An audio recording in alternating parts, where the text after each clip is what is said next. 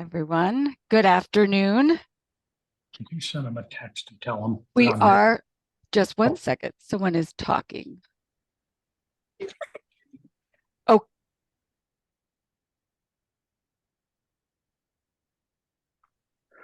Okay, can you do roll call, please?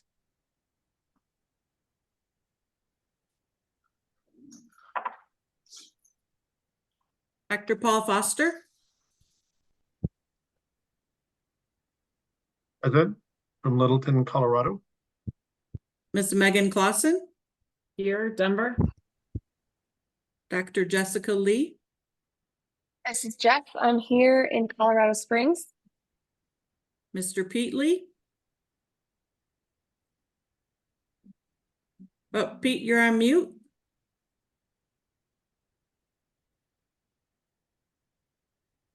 But it looks like he is in front of CSDB. Miss Teresa Rayford. I'm here, Jackie. Colorado. No, where am I? Jeez. That's a good start. Canyon City. That's where I live. Okay. Mr. Michael Stone. Here at Boulder. Mr. George Welsh. I'm here in Canyon City. Miss Ida Wilding. I'm here in Colorado Springs. A quorum is present.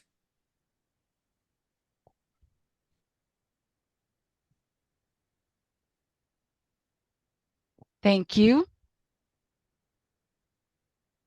Okay, now would anybody like to move to approve the agenda? George? I'll make a motion to approve the agenda as presented. Jessica? Jess? This is Jess. I second the motion. Thank you. Yes. Yes, can you go ahead and call a vote, Jackie? Miss Clausen. Yes. Dr. Lee. Yes. Mr. Lee.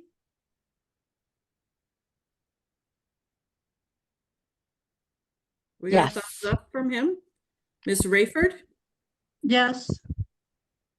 Mr. Stone. Yes. Mr. Welsh. Yes. Ms. Wilding. Yes. Motion adopted by a vote of 7 ayes to 0 nays. Perfect. Okay, wonderful. Thank you for that. So today, wow, this is the culmination of months of work by the staff, the board, Innovate Strategies. We are here to discuss the 3 finalists for the CSDB Superintendent Search. Last week, we interviewed the 3 finalists. They also gave their presentations and answered questions from our community. The community was then invited to provide feedback of each candidate, each finalist. For the community, I'd like you to know that we as a board have done what we've done to prepare for our deliberations today. We reviewed the applications, letters to the board, and the community feedback. We have considered what we heard in the initial and final interviews and the presentations. We want to thank you for all of that feedback. Through both the first and the second round, interviews, presentations, all of that information we reviewed. In the meeting today, we will first go ahead and start with a public comment, and then we will receive the feedback from Innovate, and then we will share our impressions of the 3 finalists. And then after that, we will deliberate and hopefully reach a decision as to who to select as our choice for the next superintendent of CSDB. This has been a long process, and each board member comes to the meeting today with unique experiences and points of view. I encourage everyone to be respectful of each other and our finalists. The decision of the board today is just that, the decision of the board. Even if it is not a unanimous decision, it is our obligation to support the board's decision. Our support of the collective decision will help contribute to the next CSDB's superintendent success. Thank you to everyone who's joining us today. Now, we are opening it up to public comment. Please remember that the board meeting is structured in a way to allow the board to conduct its business in a timely manner. We have allowed 1 hour of public comment before we begin our deliberation of the superintendent finalists. So we'll have the public comment prior to the deliberation. Because of the meeting format,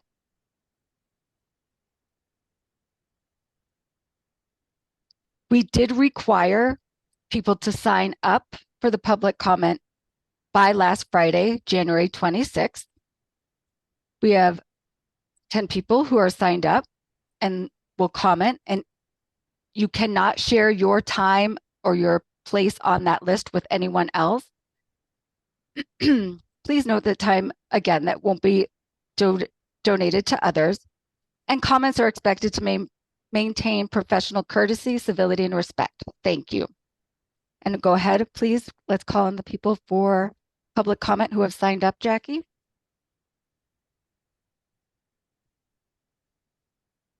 Teresa Thompson Walsh. Thank you. This is Teresa Thompson Walsh speaking. At other meetings, you have allowed 3 minutes for public comment, but I just wanted to note that my understanding, Ida, is that you wanted to allow everyone 5 minutes, so that because of the need for interpreters, that would give them really in effect 3 minutes of speaking time, which is the typical amount of time allotted.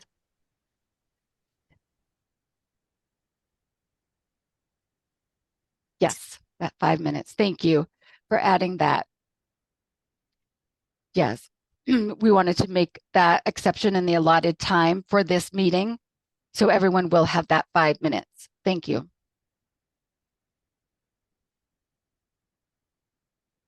Okay, our first person up for public comment is Jessica Ritz. Her topic is the impact of the superintendent decision on the School for the Blind, and she is speaking on behalf of herself. Ms. Ritz, if you can turn on your video and your audio. Welcome. You can go ahead. Thank you. Hello, my name is Jessica Ritz, and I am the parent of a visually impaired student attending the School for the Blind. I'd like to start by saying I am both hearing and sighted, and I am still learning. So if there's anything I say that is ableist or oddist, please let me know, because that is not my intention. In the 3 years that my child has been a student at CSDB, and the 2 years they received early intervention services through the partnership of CSDB and the Resource Exchange, I have noticed an inequity between programs that seems to favor the deaf school over the blind school. This can be seen in areas as obvious as a physical appearance of the 2 campuses, to the way each community was discussed during the recent presentations, all the way back to the results of the internal review that was conducted in 2019.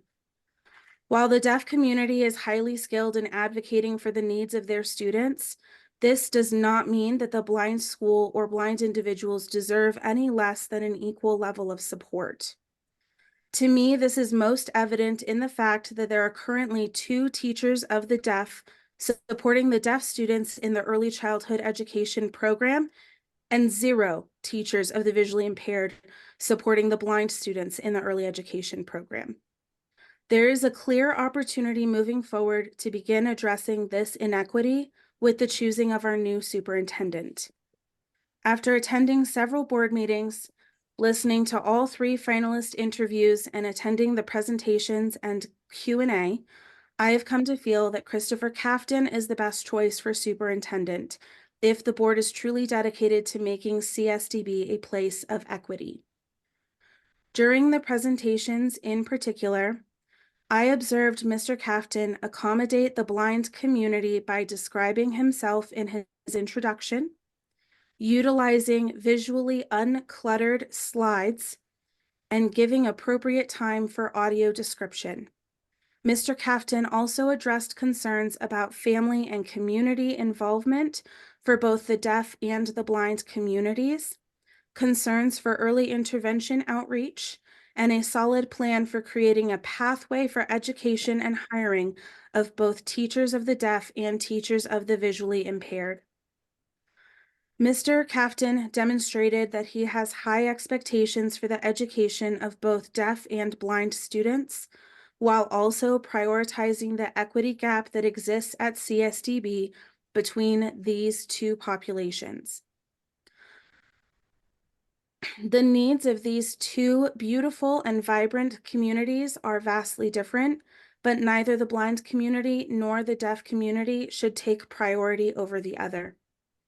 I sincerely urge the Board of Trustees of the Colorado School for the Deaf and Blind to give very careful consideration to the needs of the blind students, in addition to the needs of the deaf students, and choose for our next superintendent the candidate that will best build up our school to be a place where diversity, inclusion, and equity are celebrated.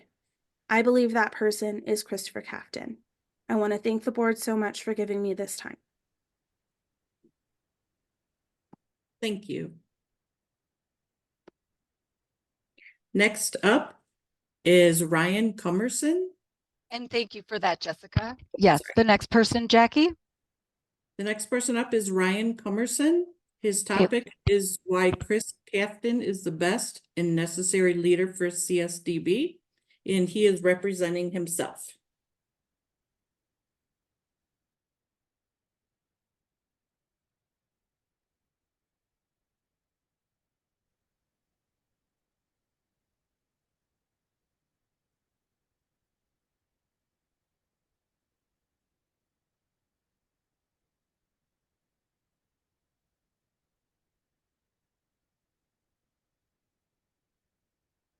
Naomi, we can't hear you.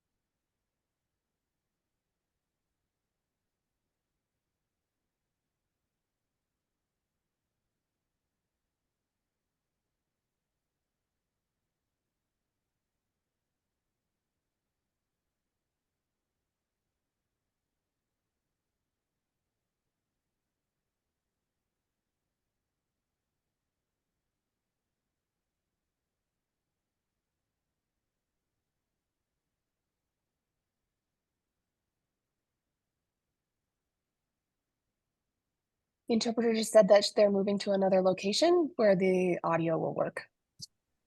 Hello?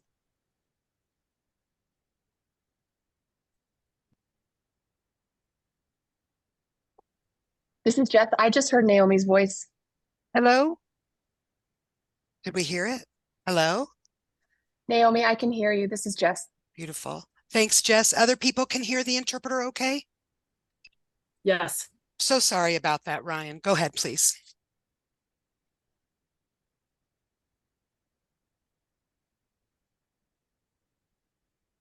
And hold on.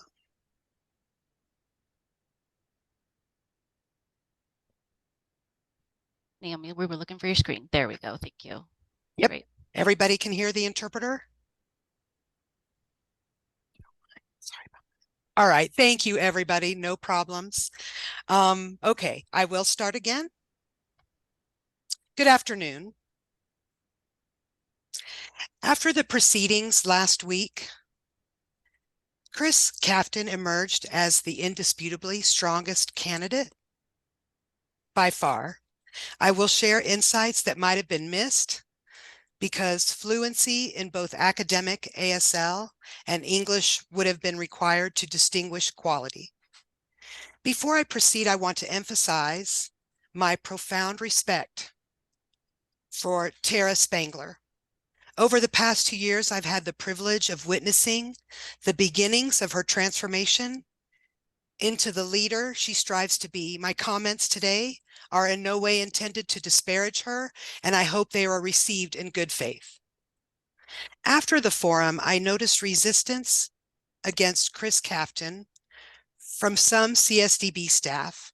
While some attributed it to experience leading the blind school, I suspected it was much more layered than that. For 2 days, I pondered upon the real reasons behind the resistance. Then on Wednesday morning, the Gazette story came out, and I understood. A pretext. When Chris Kafton delivered his vision, a veteran deaf teacher turned around and said, "I think I'm going to cry."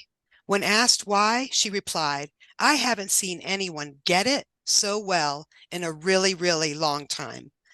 I will break this down into 2 insights. The process of becoming. When Chris Kafton transferred to one of the nation's best deaf schools as a teen, he had to compete with the best of the best. For the next 30 years, his environments were constantly rigorous and allowed very little space for mediocrity. His peers achieved notable success, many making 6 figures.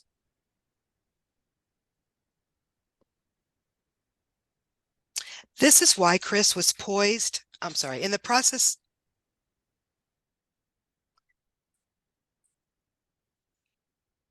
Transferred to one of the nation's best,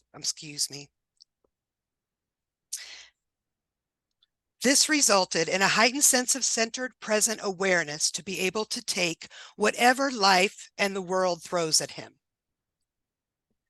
This is why Chris was poised and confident, demonstrating openness and a keen intellect during the interview and the forum. He gets it in ways that other candidates don't, and this is due to years of strengthening the mettle and fearlessness required to create greatness.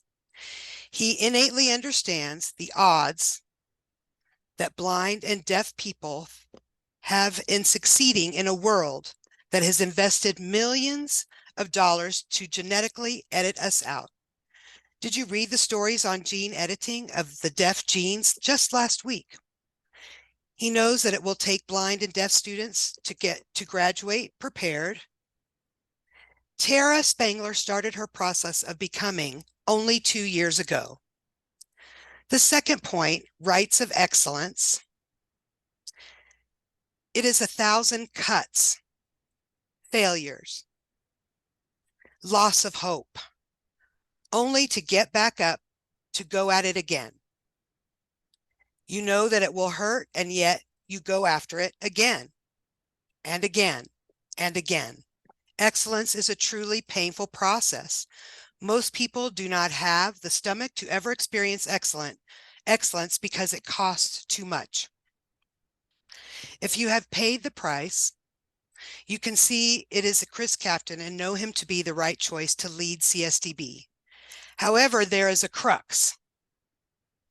CSDB is unfamiliar with the rights of excellence. This is why some are resistant to Chris Kafton, and being comfortable with the status quo for so long, they don't want to be challenged to transform. They don't want to be wrong, and achieving excellence requires the willingness to let go of being right. Tara has shown the early signs of growth that eventually lead to excellence. It's a very long and arduous process. The Gazette story revealed that CSDB is committed to maintaining the status quo and misconstruing Chris Kaftan's worth. With the status quo, Tara faces a very difficult path. That is why the veteran teacher experienced an overwhelming urge to cry at the prospect of such quality coming to CSDB. It overwhelmed her. As a committed member of the community, we pledge to collaborate with the school in creating pathways for the success of blind and deaf students. Your vote will determine how we support the school. Either we focus our time helping Tara with her journey of becoming and mediating the issues between blind and deaf staff, or we can shift the focus to support Chris's vision of building excellence for the blind and deaf youth across the state of Colorado. For the students, time is the most sacred commodity. Thank you. Thank you. Thank you, Ryan. Thank you for that. Okay, and the next person, Jackie, please.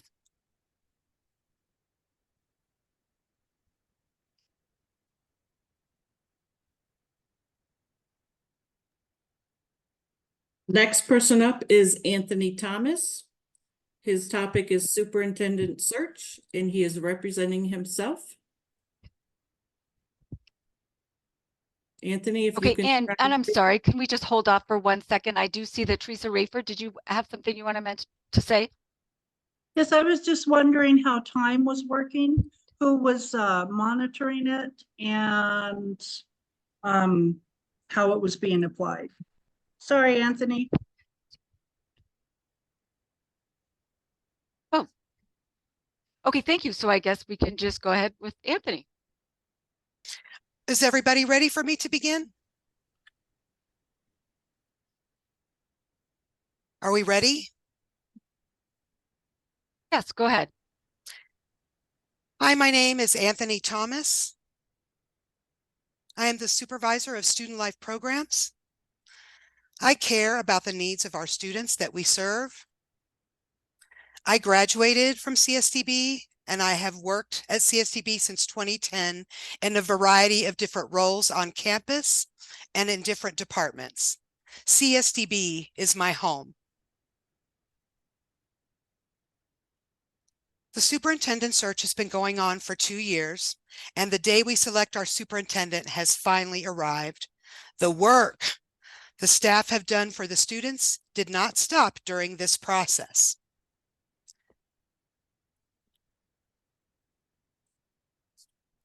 This is a really historical moment as CSDB is celebrating 150 years, and we have 3 finalists. 2 of them are deaf candidates, 1 with a deaf heart.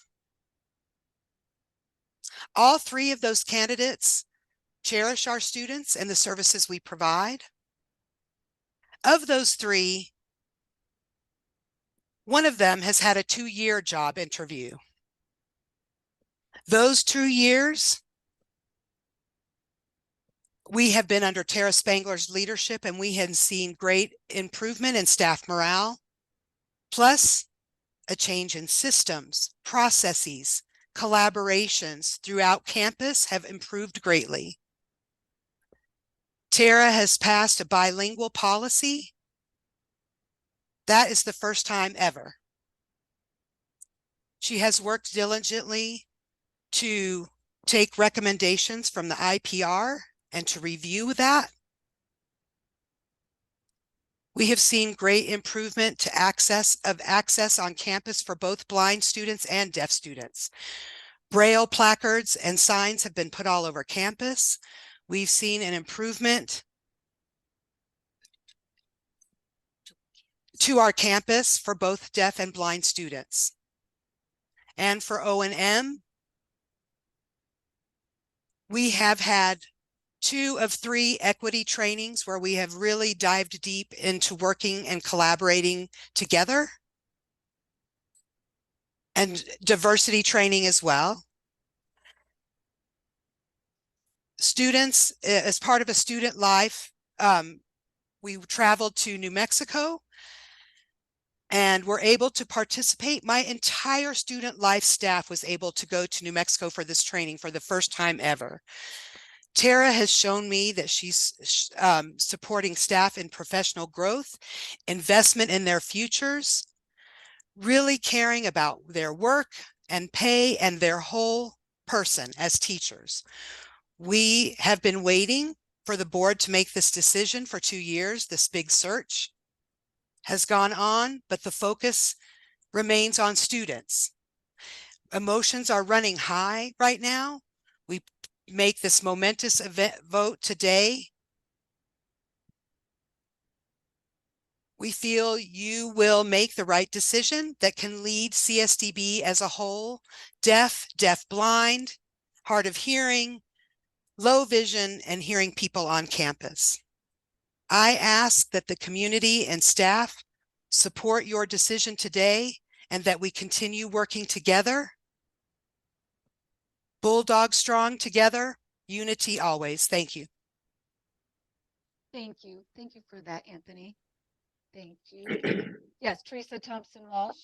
Thank you, Madam Chair. This is Teresa Thompson Walsh speaking. And I think Ms. Rayford had a question just as to who was monitoring the time and how speakers would know when their time was up.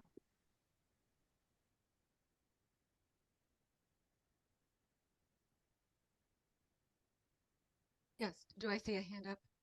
Yep, Jackie. I am monitoring the time. I need guidance on how to get a person addressing the board, how to let them know that they're done. I had a timer set up on screen and it's not working. Do you want me to raise my hand and verbally say time's up? How would you like me to do it? And this is Ida.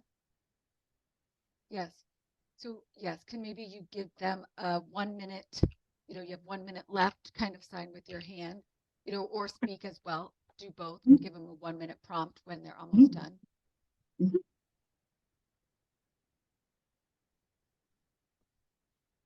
Okay, so are we ready for the next person? Go ahead, Jackie. The next person is Ashley Renslow. Her topic is outreach and data, and she is representing herself.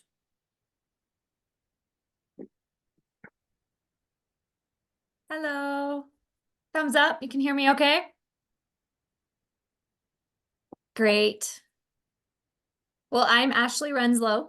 I am the Early Education Coordinator with Outreach Programs and currently the interim, and I'll emphasize interim, or in the temporary role of Director of Outreach. I first want to thank the board for all of the time, energy, and passion that have led us to today. The countless hours of discussion, reading applications, screening candidates, interviewing, more discussing, reading letters from invested staff and stakeholders. You all have put in so much time, and I'm so appreciative of your dedication to this school, both on campus and outside the gates. You have 3 amazing candidates, and I do not envy your positions today. I'm here to talk about the much needed change that CSDB has needed for several years. I'm going to talk about change using the analogy of our clocks because I have spring and warm weather on the brain. In the fall, we move our clocks back, we fall back, and this usually prepares us for a season of cold and winter and darkness, less light, a stagnant season. But in the spring, we change our clocks forward. We spring into a new season, one of growth, warmth, longer days, more opportunities to get that vitamin D and gather with friends outside. CSDB needs a spring forward change, one that is going to propel us into a season of growth, opportunity, and positive morale. A fallback change has potential to be detrimental to all of our programs. Tara Spangler has been loyal to CSDB for 14 years, and for the past 2 has been involved in and supportive of conversations that are moving us forward. She has supported grant opportunities that have helped us change and grow programming, including the Little Language Learners and the Little Learners and Explorers. This includes a contract position that became a substitute that is now staff, FTE, for Little Language Learners.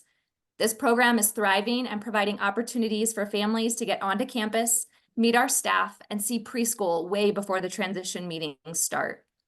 Little Learners and Explorers needs funding and staff capacity to continue, a challenge that Tara is committed to addressing. She has supported contracts with state partners that has CSDB talking about our programs and our campus from the earliest of ages. She's worked with us to be fiscally responsible in creating 2 positions that support ASL and early literacy on a statewide level, and introduces families to deaf adults as early as 3 months old. She has been creative in our conversations about more opportunities for families and students to step foot on this beautiful campus, to meet the staff, and to interact with peers, which so often have positive benefits. She's had courageous conversations with our teams about programmatic and name changes to be more inclusive and less offensive. And additionally, Tara has continued to support flexible outreach travel so we can continue to be a representative school districts, community partners, and local programs, and to be valuable IFSP and IEP team members. In the almost 2 years she's been interim, she's supported more groups and committees to make sure diversity and representation are at the table in these critical conversations. I hope the board will highly consider the candidate that has been loyal to CSDB, has the knowledge of conversations around campus, understands outreach programs, the work we do, has a vision for growth for campus-wide programs, and is committed to all of our programs and the opportunities that lie ahead in the spring. Thank you and good luck on your decision today.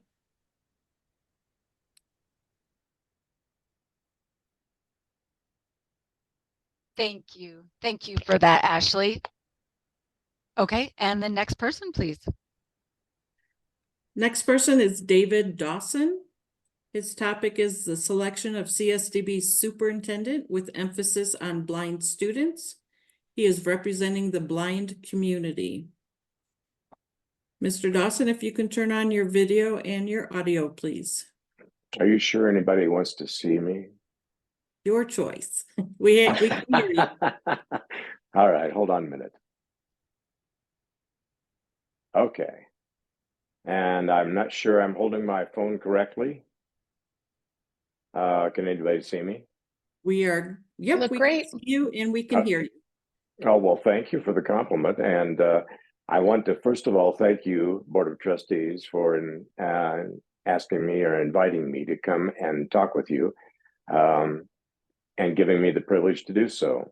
I served on the Board of Trustees for approximately 12 years and was fortunate enough to be on the board while we had Superintendent Carol Hilty and ran into no problems with serving either the School for the Deaf or the School for the Blind, as there was a great meeting of the minds and in the Board of Trustees as well as in the school.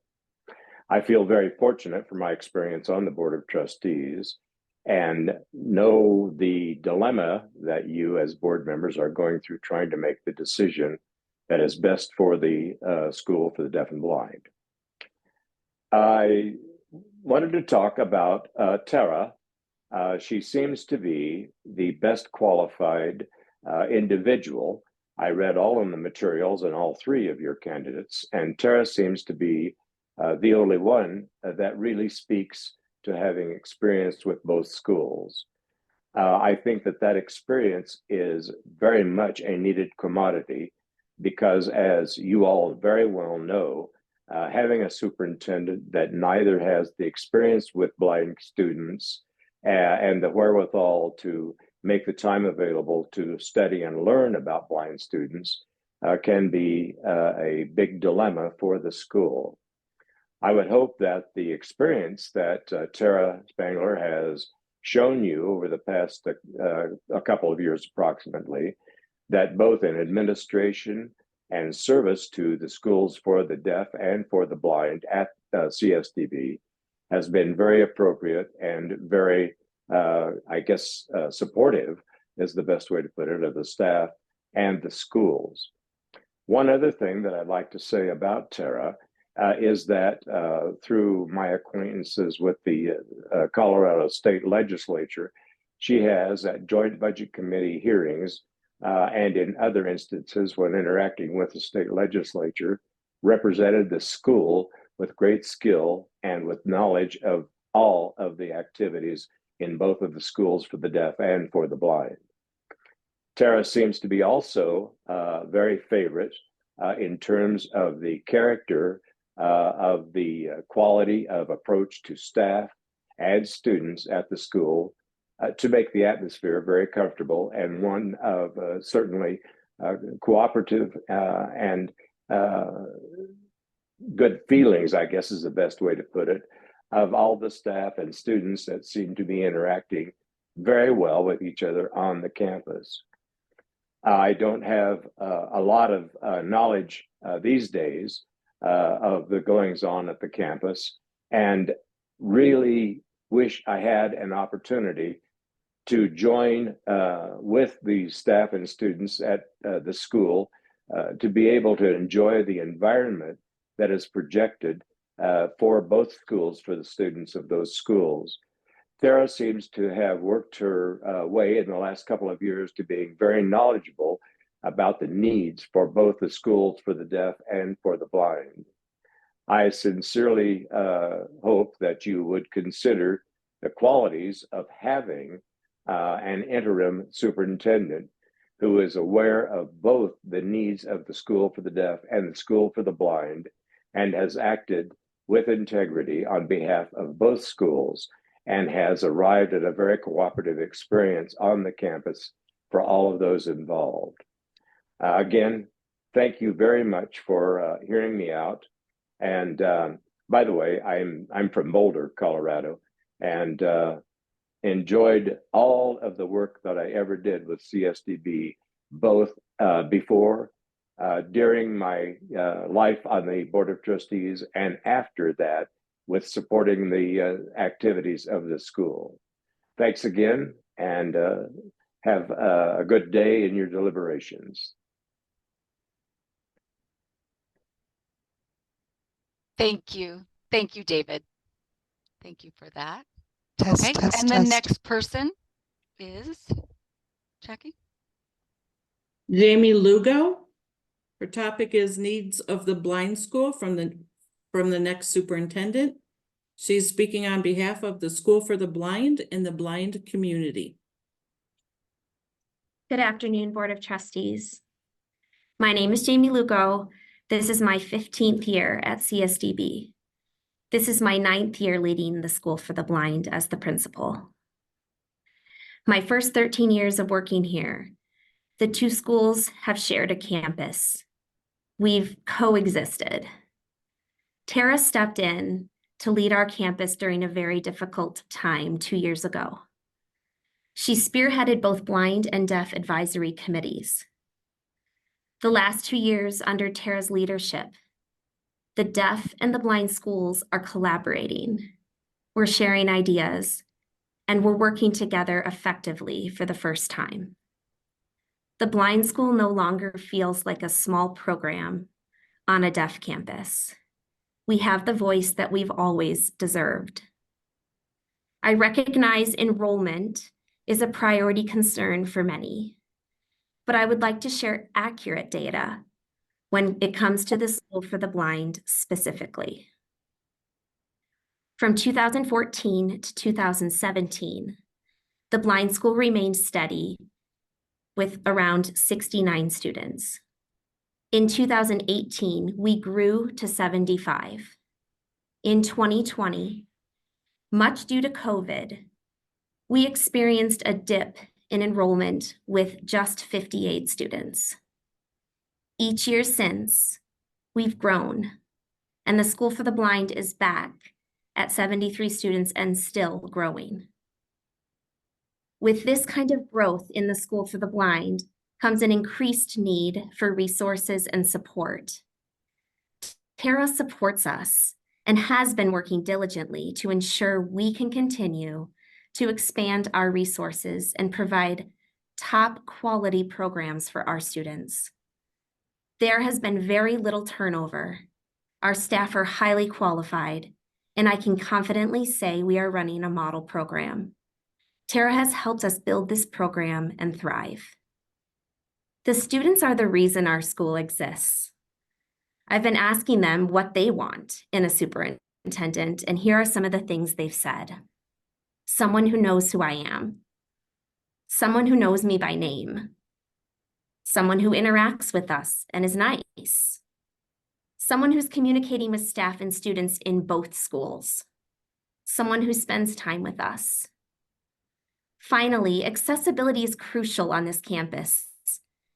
Accessibility is the quality of being easy to approach, reach, enter, speak with, use, or understand.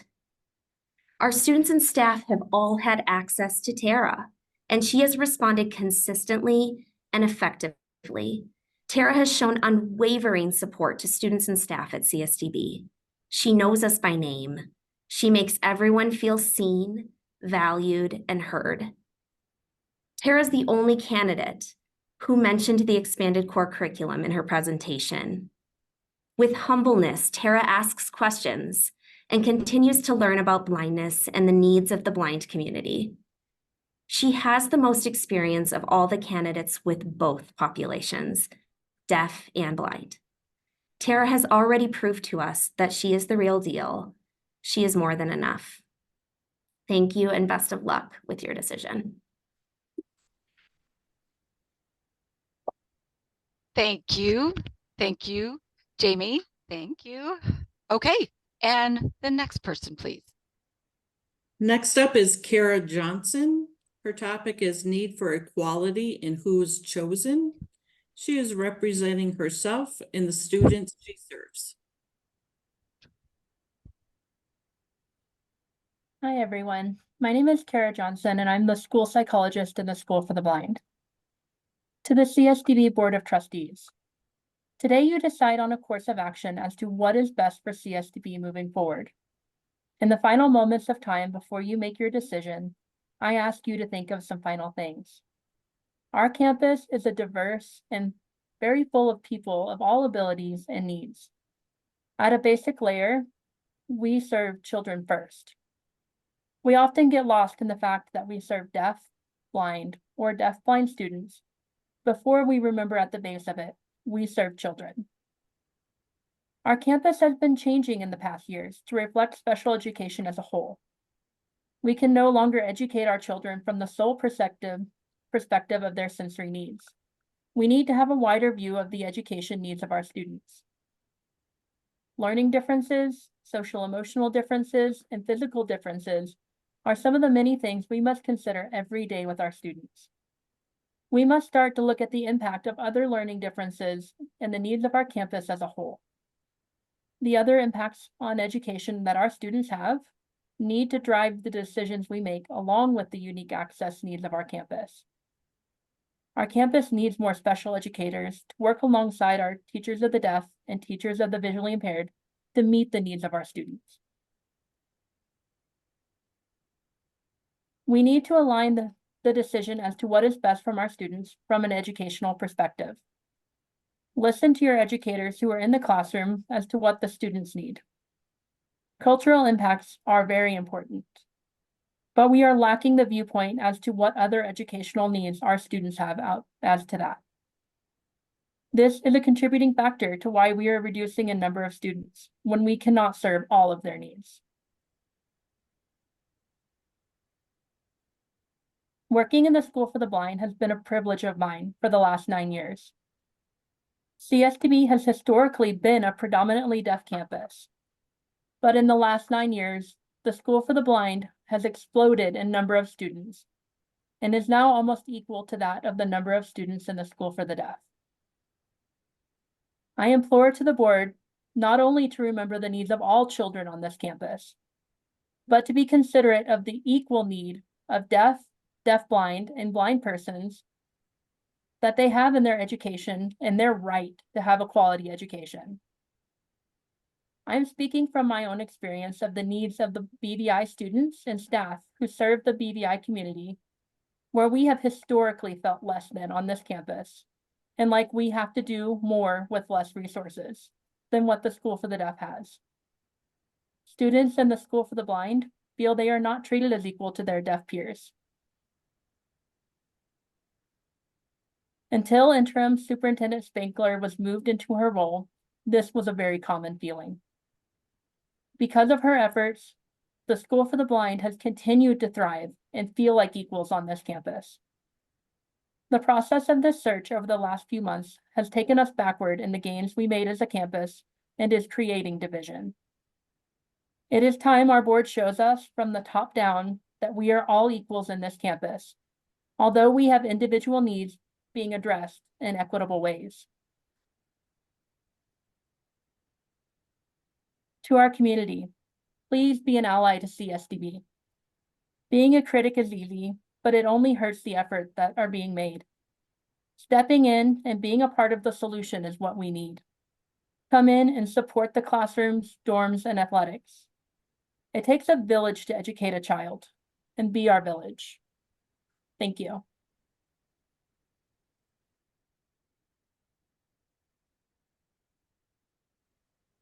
Thank you, Kara. And the next person, please. Next up is Jason Gunderson. His topic is Elevate CSDB through Unification, and he is representing Deafway, Colorado.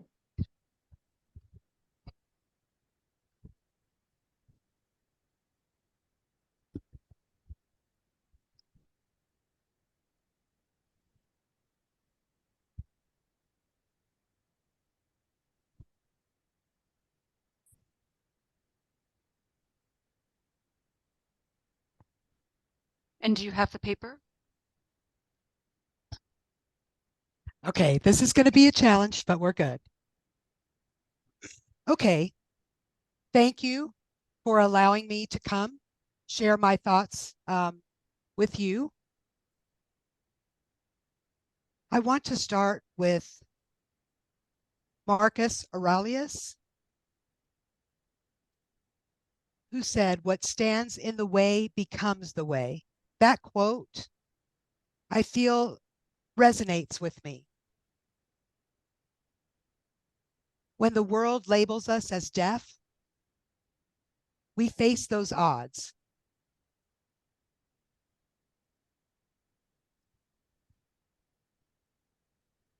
And our ability to integrate into society. Rarely do we meet their expectations, so we are often dismissed. And that's what we deal with on a daily basis. We want to recognize those injustices and the inequity of that the community faces those challenges on a daily basis. And the ability to be able to share those experiences with those in leadership positions. And that's always been lacking. The ability to share experiences and truly understand the unique needs of our community. To get those needs seen is a struggle. So just want to share with you some things that have happened on campus. For one, at board meetings, deaf staff with students, the students provide a presentation to the board in sign, and when they're done, deaf staff ask those kids to leave the room. Why? Because they want to go back to speaking. This deaf community, that action can have long-term impact on a child's health. It's unfortunate that there's not really any representation on the administrative team who can intervene and prevent that from happening. Another example of how our community doesn't gain that recognition is the selection of previous superintendent by the name of Nancy Bennett. The community didn't really support that. Naomi, you're fading out. Sorry. When the board made the decision to hire Innovy as a search firm, the blind department decided to write letters and submit them, letters of support, and they were allowed to do that while the deaf staff were not. And that's very much status quo. So we want to prevent those kinds of inequities from happening in the future. We understand the huge responsibility that is on the board to make this very big decision. We hope that your decision will be based on merits in the interview process instead of the status quo, and focusing on what's broken. Again, I want to thank you for your time and allowing me to share my thoughts. Thank you all. Thank you. Thank you, Jason. Okay, and next person, please. Next up is Jessica Contreras. Her topic is thinking of the future for CSDB as a whole. And she is representing herself, but others who prefer not to be named.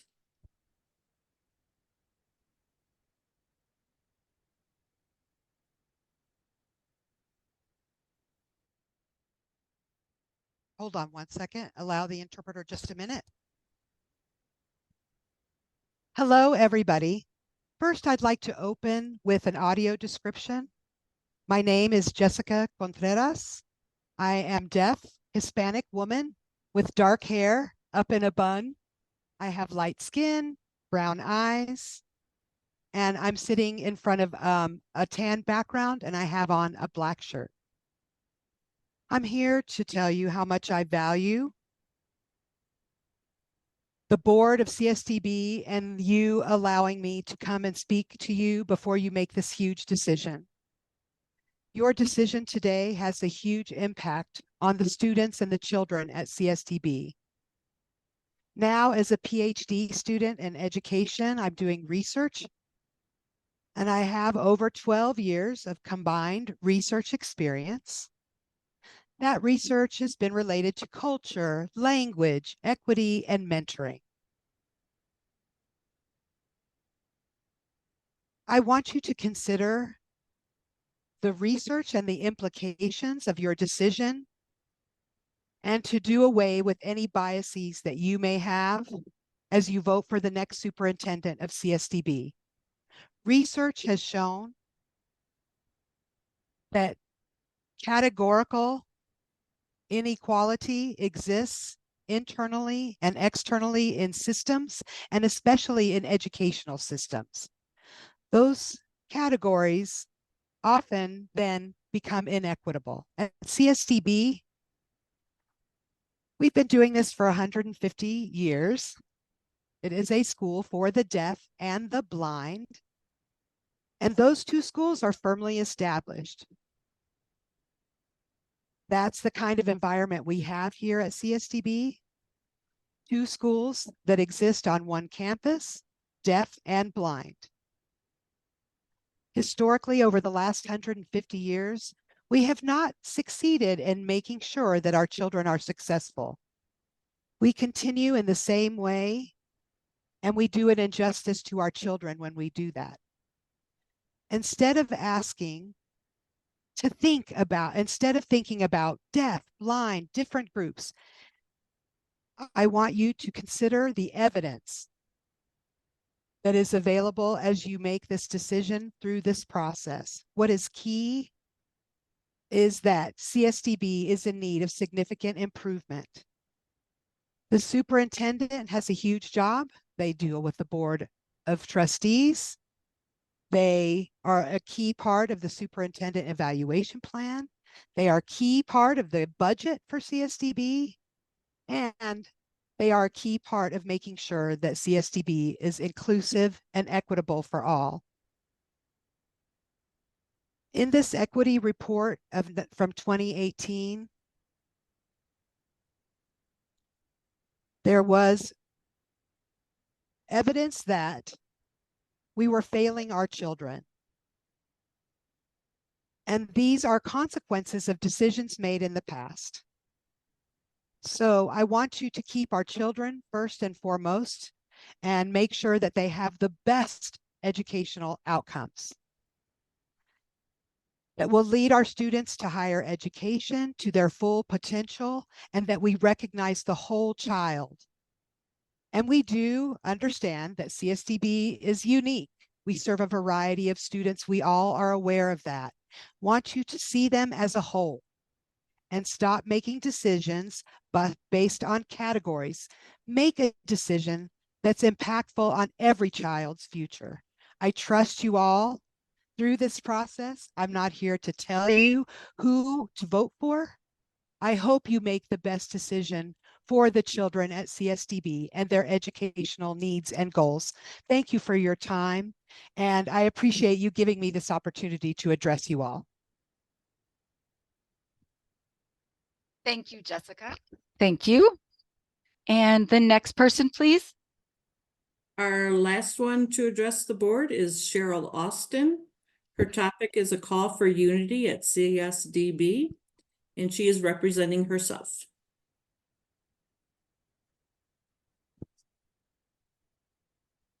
Good afternoon, Madam Chair and fellow Board of Trustees, and thank you for the opportunity to share my thoughts today.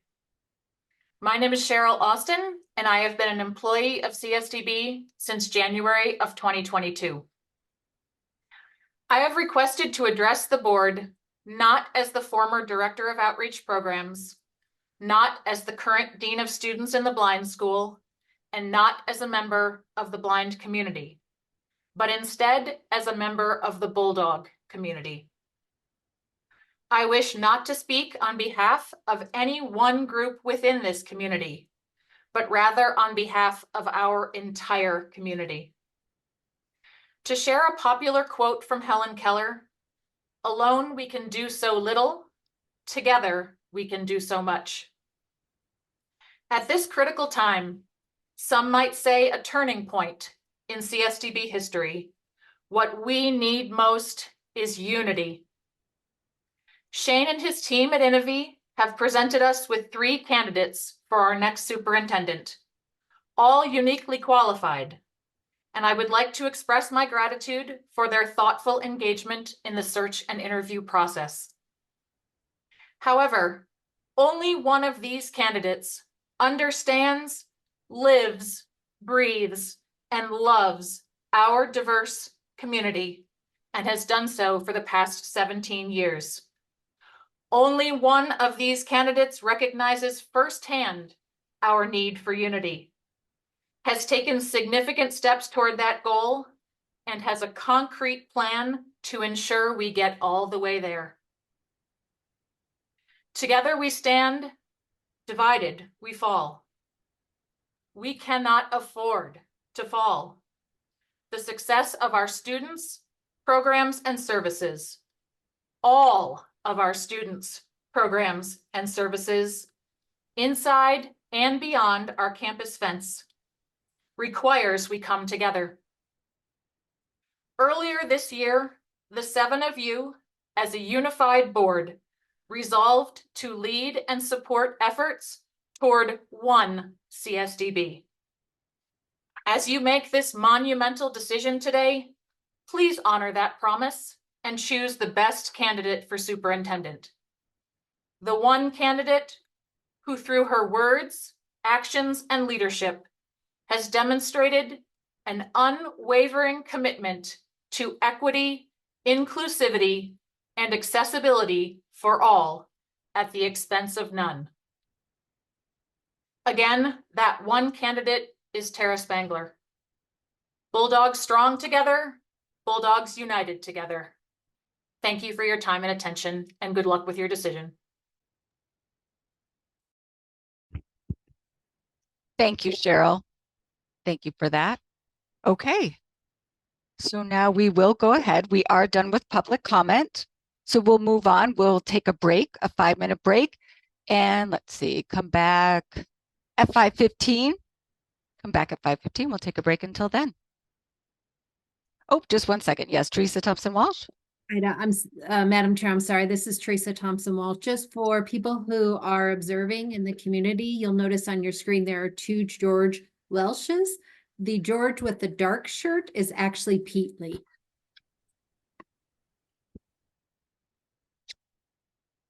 Oh, gotcha. Okay. Yes. Yes, I see that now. Thank you, Teresa. for clarifying that. Thank you.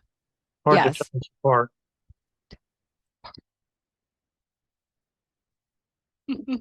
Yep. All right, great. Okay, is everyone back? Let's see. Let me see who's here. What about Pete?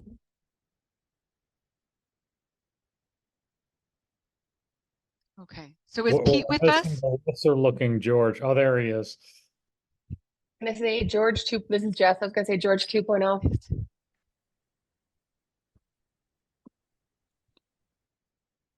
Okay, great. All right, thank you, everyone.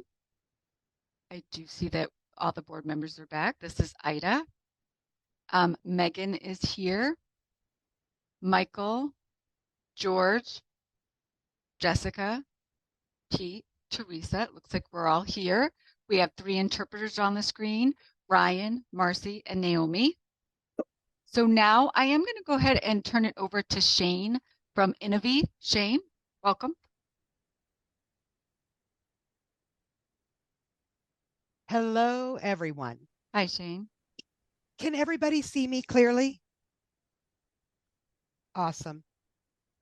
It's good to be with all of you again tonight. We have been through a very long process together, and we are nearing the finish line to make this decision. Very excited to be with you at this point. Now, before I begin, I want to give a little bit of background for the public and the board to be aware of in terms of support. We are here as consultants to provide support through this process. Teresa, you're pointing to your ear. Are you having some audio issues, Teresa? I've been able to hear everybody clear except you. So your screen keeps blurring and I've got my volume all the way up. So I don't know if it's on my side. Sorry, Shane. Hello. But I don't think it's on my side. Is it? Is everybody else hearing Naomi fine? I've had difficulty as well. Kind of goes in and out for me, as does her video. Hold on. Hold on, you guys. I'm sorry. One moment for the interpreter. I got it. Okay, we understand. Yep. We'll just wait.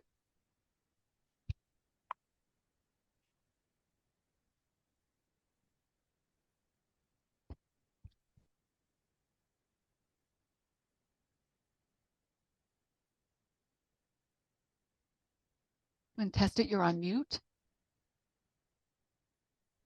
Testing for the interpreter. Can everybody hear the interpreter? Okay. Please go ahead, Shane. All right. Teresa, thank you for giving us pause so we can make sure everyone has access. All right. So I want to go back to talk about the contract we entered into with CSDB in this very important search process. One of the most important parts of this process is what we call leadership profile. That leadership profile became the central focus of our search process and has been since we began. And we asked the community to help us define that. Who is the community defined by? Everyone that's here tonight. Parents, students, staff, alumni, and the community. Everybody has a huge part in this process. What was really cool about learning and hearing from you all is what's important to you about this school. It hits to the very heart. When we did focus groups, something that really stood out for me with both deaf and blind students, both of them agreed in that their top priority and top goal in the superintendent search is that they want an environment where they feel respected, where they feel like they can achieve great goals, and that they care about their own future and what their future looks like. The students depend on you as the board to help us define that. When we collected the results from this leadership profile, we came up with 5 key characteristics. Those 5 characteristics have been a part of every board meeting as we've talked about this process, and now we're doing it again. I'm going to explain the 5 characteristics again as you all begin this final part of this process. The first characteristic is someone who values collaboration and inclusiveness. Second, commitment against ableism. Third is a commitment to innovation, academic excellence, and visible leadership as the 5th and final. Those 5 key characteristics have helped the board make decisions during interviews, who to invite for interviews, during the interview process itself, and now again tonight as we make the decision of who will be the superintendent. I want to let you all know that through this process, I have seen a huge commitment from the board, working with our company to make sure there is a role for both the blind and the deaf communities considered jointly throughout this process. It's been very inspiring, very heavily invested, and value this part of the process. I want to thank the board for their support. This is our company's first experience working with a dual community, both blind and deaf, and through this process, we have learned so much. So we have gotten a tremendous amount of support from both communities. And so I want to thank the board for thanking our company. I want to thank the whole community, alumni, community members, parents, students, and staff for trusting the board and our company throughout this entire process. We're very excited to be here tonight. I want to recognize a few important key team members who have been a part of this. The first one is Catherine Canfield. She has been a part of she has been a consultant and helped train us through this. Catherine, do you mind showing yourself and turning your camera on really quickly so we all know who you are and who you have been through this process?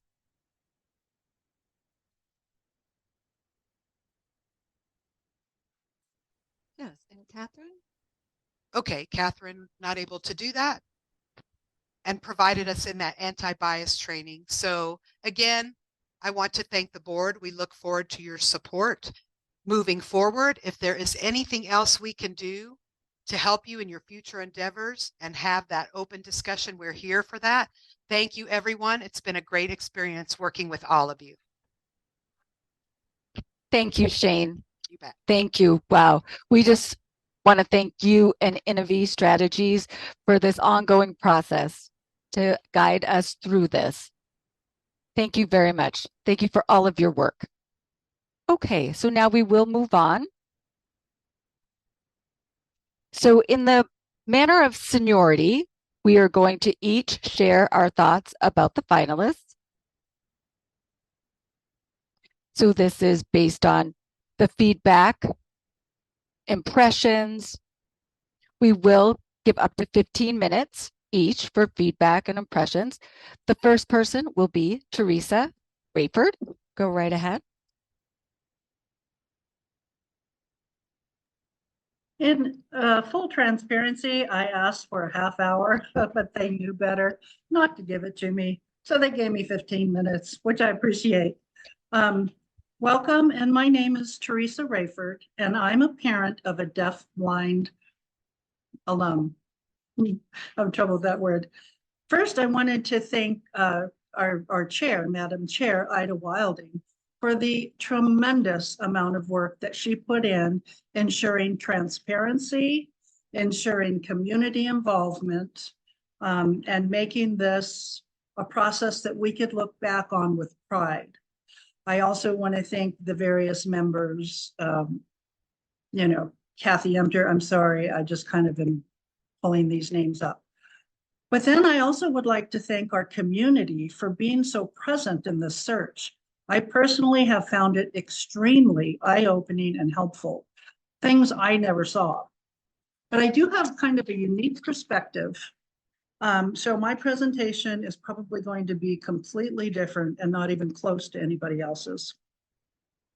But also before I begin, I must take this time to wholeheartedly apologize to Interim Superintendent Spangler for failing to give her a clear and measurable set of goals, and as a result, offering her absolutely no support.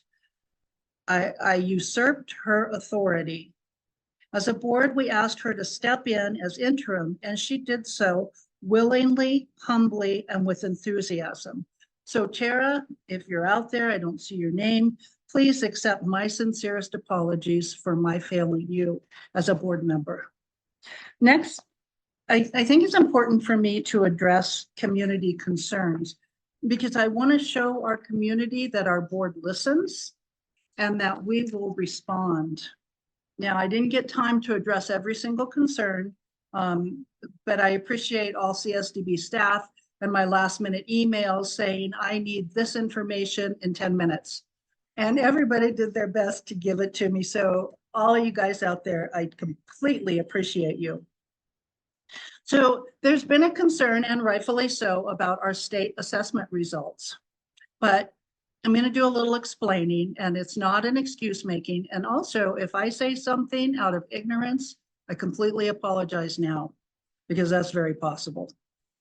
But it's important to note that CSDB is an accredited alternative educational campus, which is an AEC. And simply put, 80% or more of our students have an individual education plan or an IEP. Current leadership is also working on accreditation from Conference of Educational Administrators of Schools and Programs for the Deaf, CEASD, as well as accreditation from the Association for Education and Rehabilitation of Blind and Visually Impaired, or the AER. And because when you're comparing our assessment results, that matters. And I am not making excuses, please don't hear that. But because we are an AEC, to compare CSDB's assessment results to a traditional school district is like comparing apples to oranges. Does that mean we should expect or accept less for our students? Absolutely not. Additionally, I through my research, found out that state collected data on assessment results combines both populations, both our deaf and our blind population, because we are one school to them. They don't consider us two schools. So it's only in-house that we can get appropriate assessment test scores. And I have some of those to share with you. And thanks, Kathy Emter, for that. No, our annual report. And so again, that's comparing apples to oranges. And the closest thing that we have to CSDB is Rocky Mountain Deaf School. But we can't really, and this has been an ongoing issue for the 8 years I've been on the board. We can't really use their data because we're combining a school for the deaf and school for the blind in assessment results. So finding a school, there is none. So we just have to look for improvement and do the, expect excellent results from our students. And the status of CSDB's independent program review, this was also another concern from our community. And is it so important to note that, yes, it's true, the independent program review did lie dormant prior to our current leadership taking office. But when she took office, and you can find this information online, and I encourage you to look it up, She took the IPR, quote, off the shelf, unquote, divided it between the appropriate departments, and with guidance tasked those department heads to bring back recommendations. If you visit csdb.colorado.gov, you will find the latest updates of August 2023, and it shows what has been completed and what is still in process, as well as how each recommendation is being addressed. And it's really interesting to read the progress that we've made. But just a little example would be the overcrowding of the blind school, which was, in their opinion, impeding student achievement. And if you'd ever been in there when everybody was going down the halls, you would understand that. But under the current leadership, the Capital Development Committee was invited to our campus and has authorized a renovation of West Hall to include both the School for the Blind and our preschool students, which their classroom area was also having problems, and it was not a good fit or safe fit for them. So as far as the IPR goes, it is actually being addressed, and I encourage you to look online for those improvements. And renaming, you also need to know a concern as renaming the Cohere program is underway. It is understood that it is a horrible name, and the board has been briefed. And I personally will vote for the renaming of those that know how to rename it. Unfortunately, I did not have enough time to look into the decline enrollment or teacher retention, but I will guarantee that those two subjects will be put on our next agenda, as much as I can guarantee that. So next, I would like to share a variety of other concerns. How is the health of our programs? Are they moving forward? So quickly, facilities and IT, and all of this information that I'm about to present is from our school's annual report. It's a 2023-2024 report that is still being published. Board members, you can get an advanced copy. But facilities and IT, facilities completed 1,774 maintenance requests. IT completed 2,075 work requests, and Ruben might say that most of those requests were mine. There have been facilities also has made orientation and mobility improvements. Lyons Hall has been renovated to be the deaf and blind school library and media center, which combined 2 library positions into 1. And then the facilities team partnered with contractors to complete this project. Our Colorado Instructional Materials Center for the Blind Visually Impaired, or the CIMC, provides Braille and large print textbooks and novels, as well as instructional products to licensed teachers of the blind visually impaired. And last year, they produced 352 textbook and novel requests in either Braille or large print. So they're super busy. Then the other concern was, how are we engaging our students out of the classroom? Non-athletic and off-campus, non-athletic, leadership supported 2 out of state non-athletic student trips. They were both the Deaf Academic Bowl. 1 student was nominated out of 150 competitors for his efforts and abilities.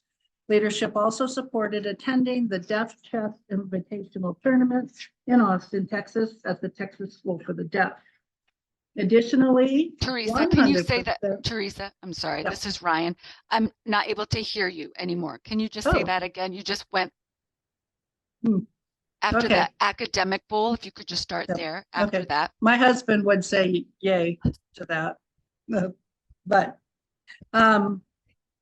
so leadership supported our students attending the Deaf Chess Invitational Tournament in Austin, Texas, at the Texas School for the Deaf.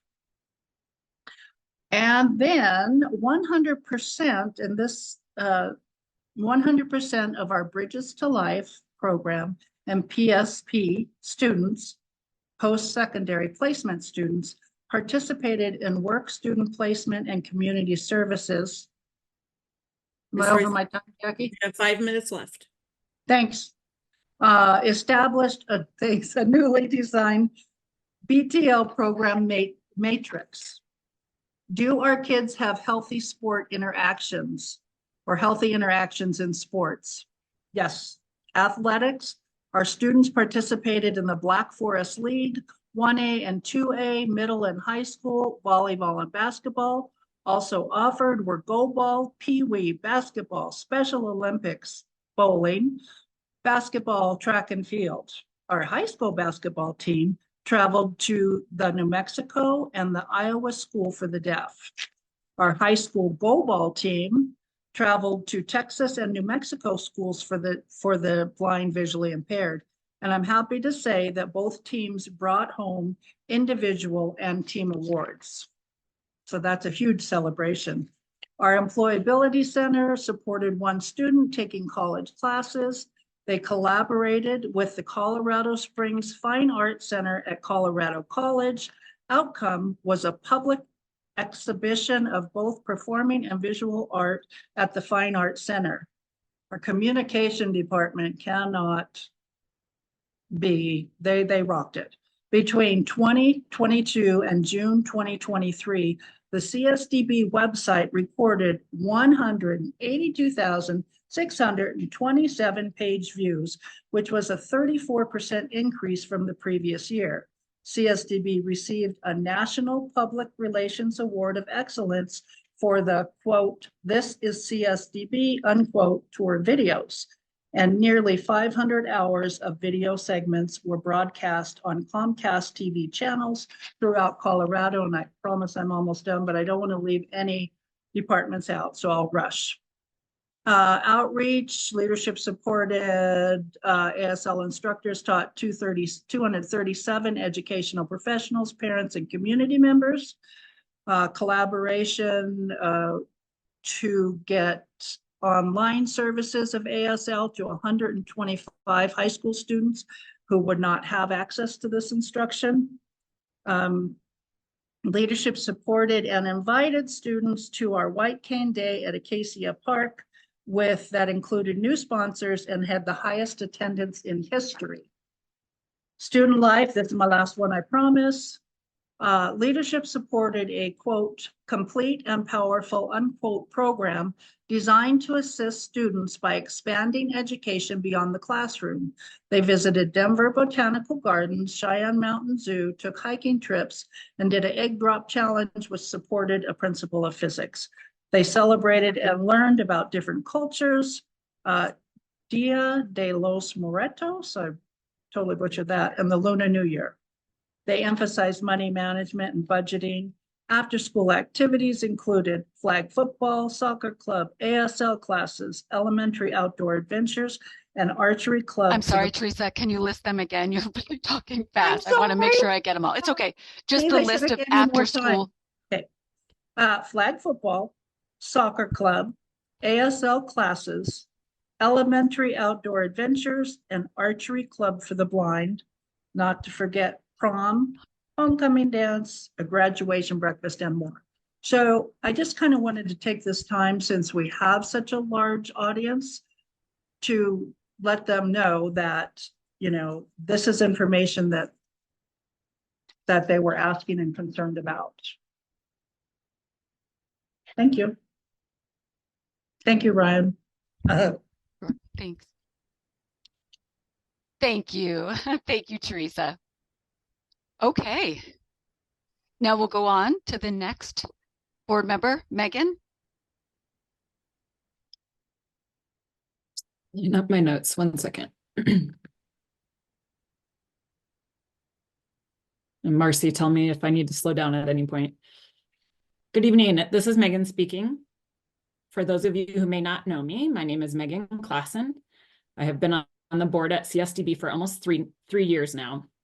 I earned my master's degree in special education and taught in inclusive preschools for several years before moving into a leadership position. I have now been in a school director role for 12 years. I have interviewed, hired, and reviewed many people in that time. A key tenet of the field of special education is recognizing that every child, every student, indeed every person, has unique strengths and challenges. It is through this lens which I have approached the many sources of information that have been presented to you and to us throughout the superintendent process. CSDB is not serving one type of student. We are serving a whole host of students with different capabilities and needs that are physical, cognitive, developmental, social emotional, behavioral, adaptive, and related to communication. And I personally believe that that diversity makes us a richer educational and social environment. We all have so much to learn from each other. On that note, I and we as a board have many thank yous to extend. This has been a time-consuming process for everyone involved. Thank you to my fellow board members for your service.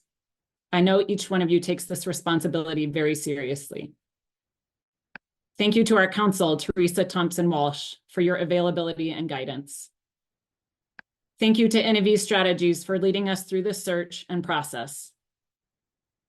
Thank you to all the interpreters, audio describers, and to the entire media and IT team for making these meetings as accessible as possible.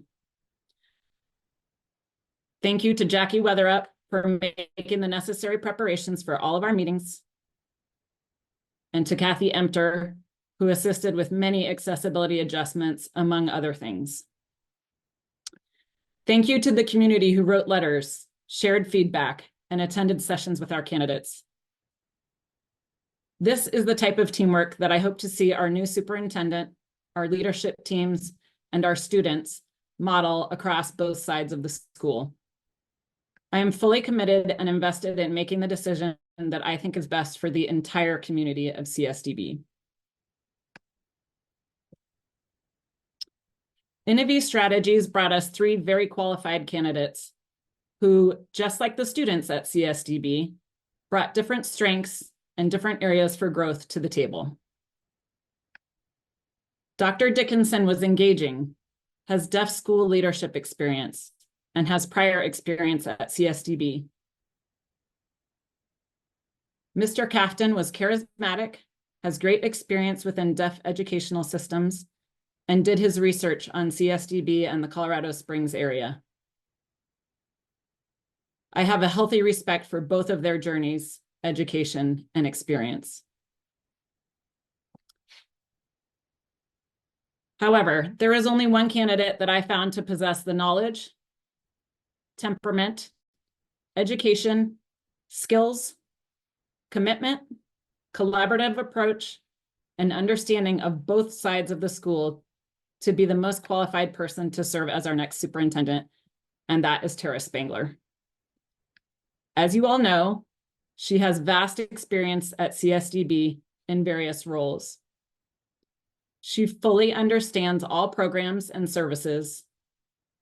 She fully understands the budget. She has a comprehensive, holistic understanding of the entire school.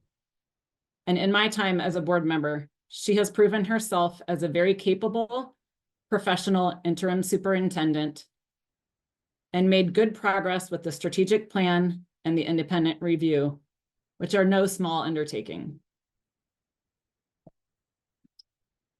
In her last performance review, respondents used words like visible, listens, transparent, approachable, knowledgeable, and committed to inclusion.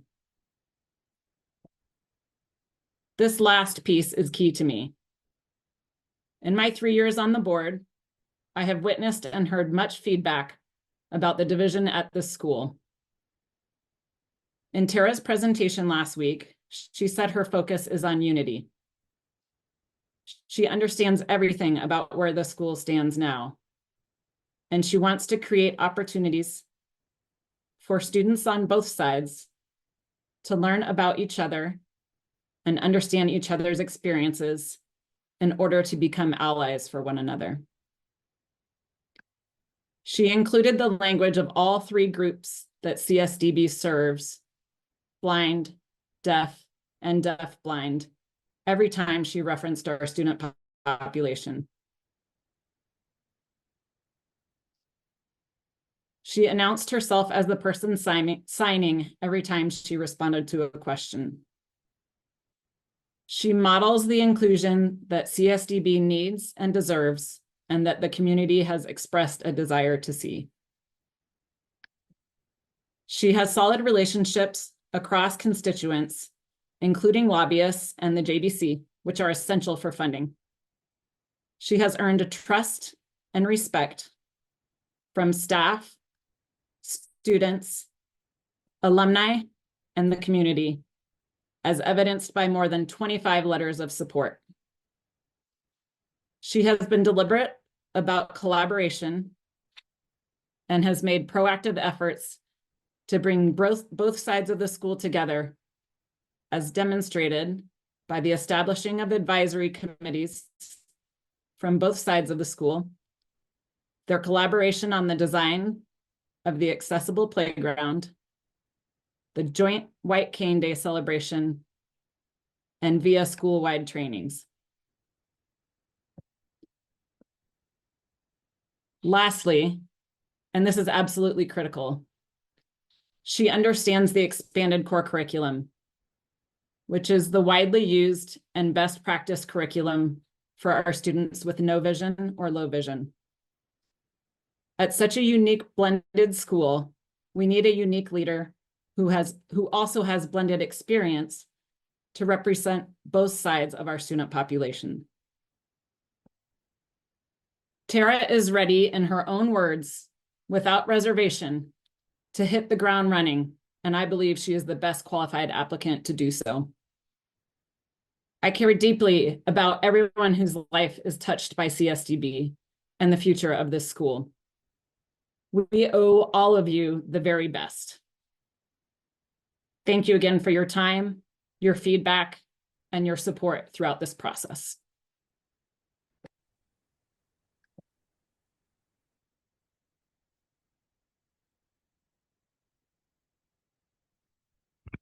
Thank you, Megan. Thank you. Okay. Let's see. So now we'll go on to the next board member. That's Jessica Lee. Hey, this is Jeff. So I've always been taught to open any comments with a joke, but I only have Laffy Taffy jokes right now. And I tried a couple out on my colleague and I didn't even get a smile from any of them. So I'm not gonna do that to you guys. So skip the joke. I am humbled, similar to Megan, similar to all of us, by the Herculean effort that our entire village has put into this effort. Anthony nailed it when he said this has been 2 years coming. We have been in this process for a long time, and people have been putting a lot of effort into it. I'd like to just very quickly thank our search team, our Madam Chair, our steady and ever wise Teresa Thompson Walsh. I'd like to thank Kathy Empner and Jackie Wethrup. I'd like to thank Innovi and their calm guidance through this process, our support staff, and to my fellow board members. This is my first superintendent search, and I'm sure I asked a lot of really silly questions throughout the process, and I appreciate all of your patience. Our tech folks, amazing, amazing. We have hosted some like space age meetings so far, and I'm just so impressed with how much work you guys have put in. To our students and staff, you guys have opened your hearts, your minds, your classrooms. You participated in every group interview we asked for. You let yourselves be part of a dog and pony show. I mean, it's just, you've done so much, and we appreciate it so, so much. Our families all over Colorado, you guys have been calling in, you've been writing, you've been participating in the ways that you can in your crazy lives as parents. As a parent, I hear that.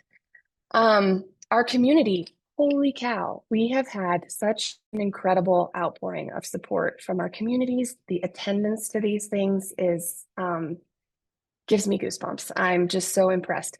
And then to our candidates, you guys each brought incredible game, and you shared your experience, you shared your fresh ideas, your enthusiasm, and your commitment to greatness. And it's just been really an impressive process on all sides.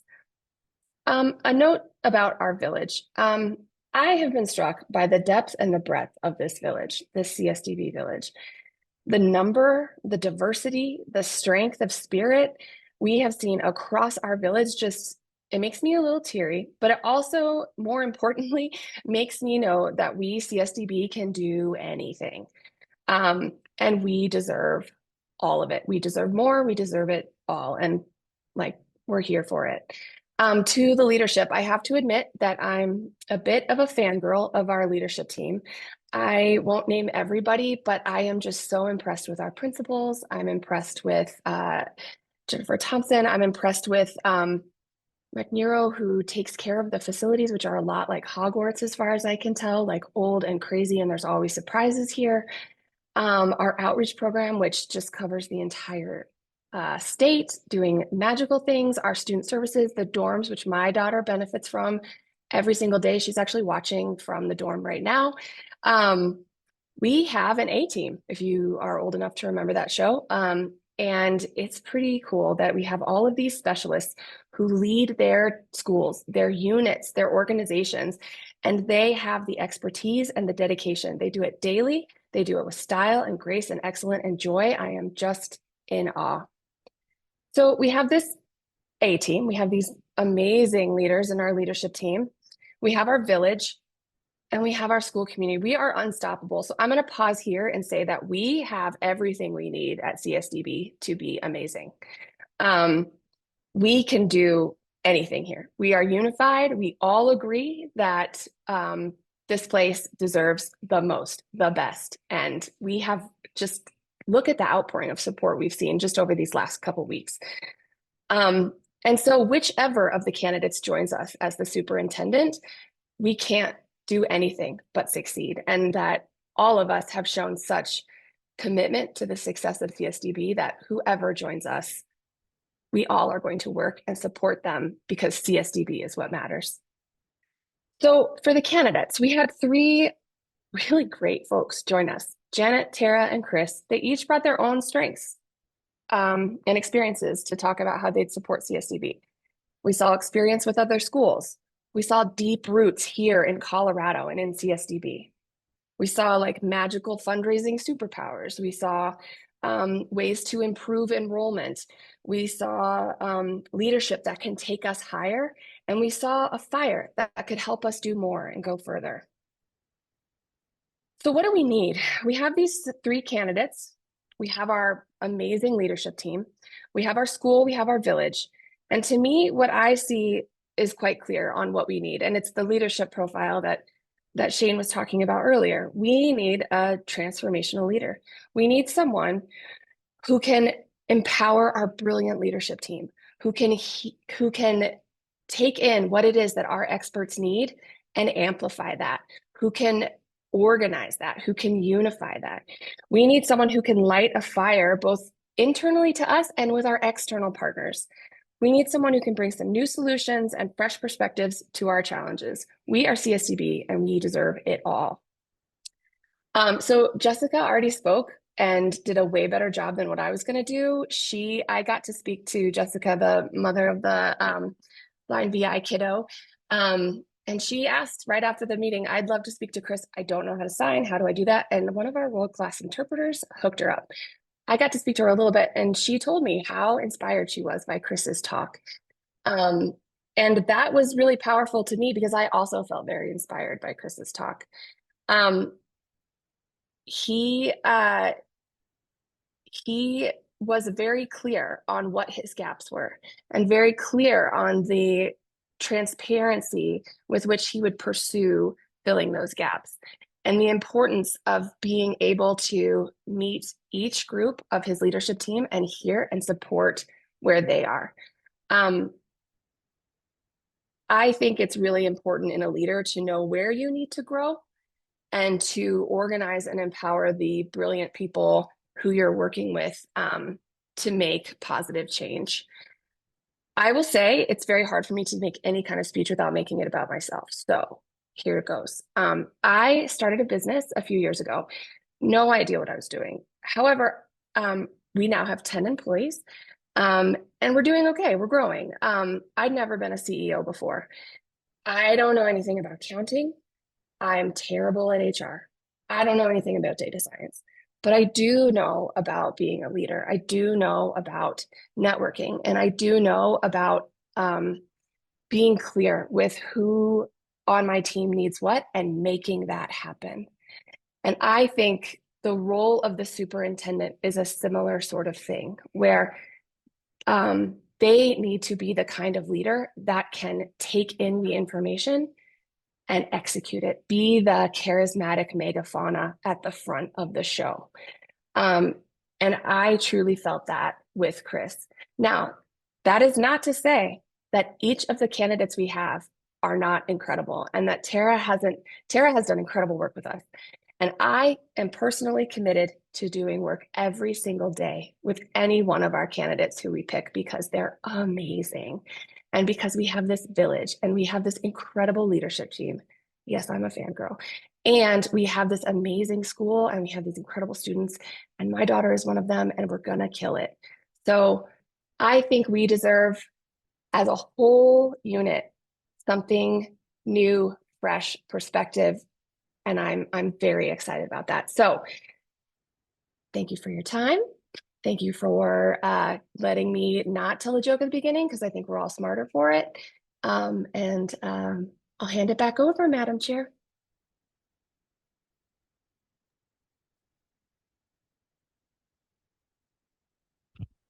Thank you.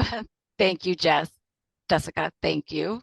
Okay, so we are going to go ahead and take a short break, a 10-minute break. So please reconvene at 6:10. Okay, thank you, everyone. Hi, this is Ida. Thank you, everyone, for coming back.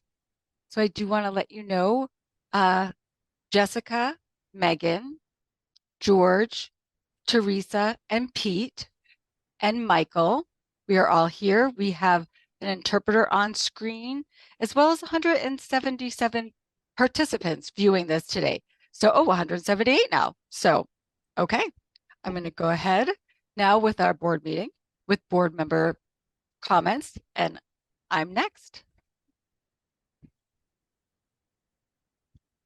Wow. So all the finalists, it took me days going through the application materials, interviews, and forum presentations. I kept the leader profile in mind. Christopher Cafton stood out as the most adept leader with a unique ability to inspire and motivate unity between communities with diverse needs. It was inspiring to see his commitment to innovation, equity, and educational excellence. I loved his compelling ideas for Legislature's Day, equity practices, and advanced classes. As a role model, Chris's passion motivated the enhancement of the educational experience for every student. I am especially impressed with his quick and direct and strong responses. Chris presented himself as the most articulate and effective communicator. He inspired and motivated his audience with his leadership style and ambitions for our staff and students. Before I proceed, I want to thank Tara for her performance as interim superintendent and throughout the superintendent search process. Tara did well, very well. Thank you, Tara. Chris shared his personal experience of overcoming barriers and challenging stereotypes. He presented his unique perspectives and anticipated action plans for conflict resolution and climate development. Chris emphasized a hands-on approach. He proposed starting with assertively modeling a healthy school climate himself and then working with the leadership team to follow suit. With a complete understanding of critical pedagogy, Chris showed that he is prepared to take the lead to elevate CSDB to an exemplary statewide educational resource, ensuring inclusivity, accessibility, and safety. His deep understanding of creating a safe school climate for each student was particularly admirable. Chris elaborated on creating a safe space for an effective social emotional learning environment.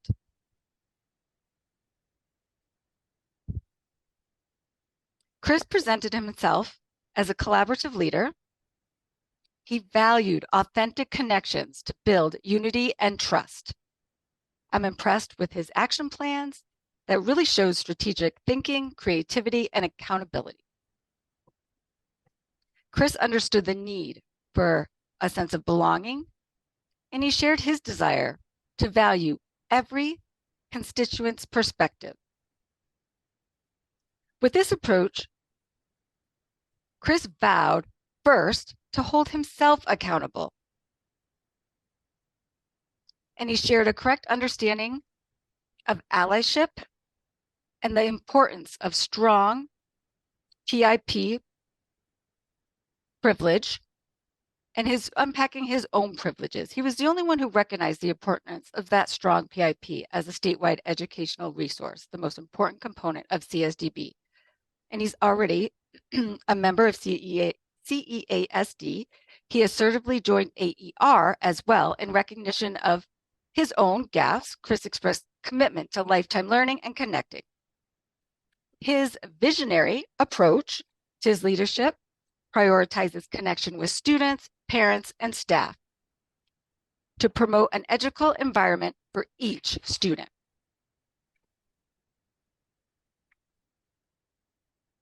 Chris presented a solid commitment to dismantling ableism and for advancing inclusivity. He did. He recognized the different unique needs for the deaf and the blind students. Chris presented action plans to challenge those stereotypes, address isms, and break down barriers.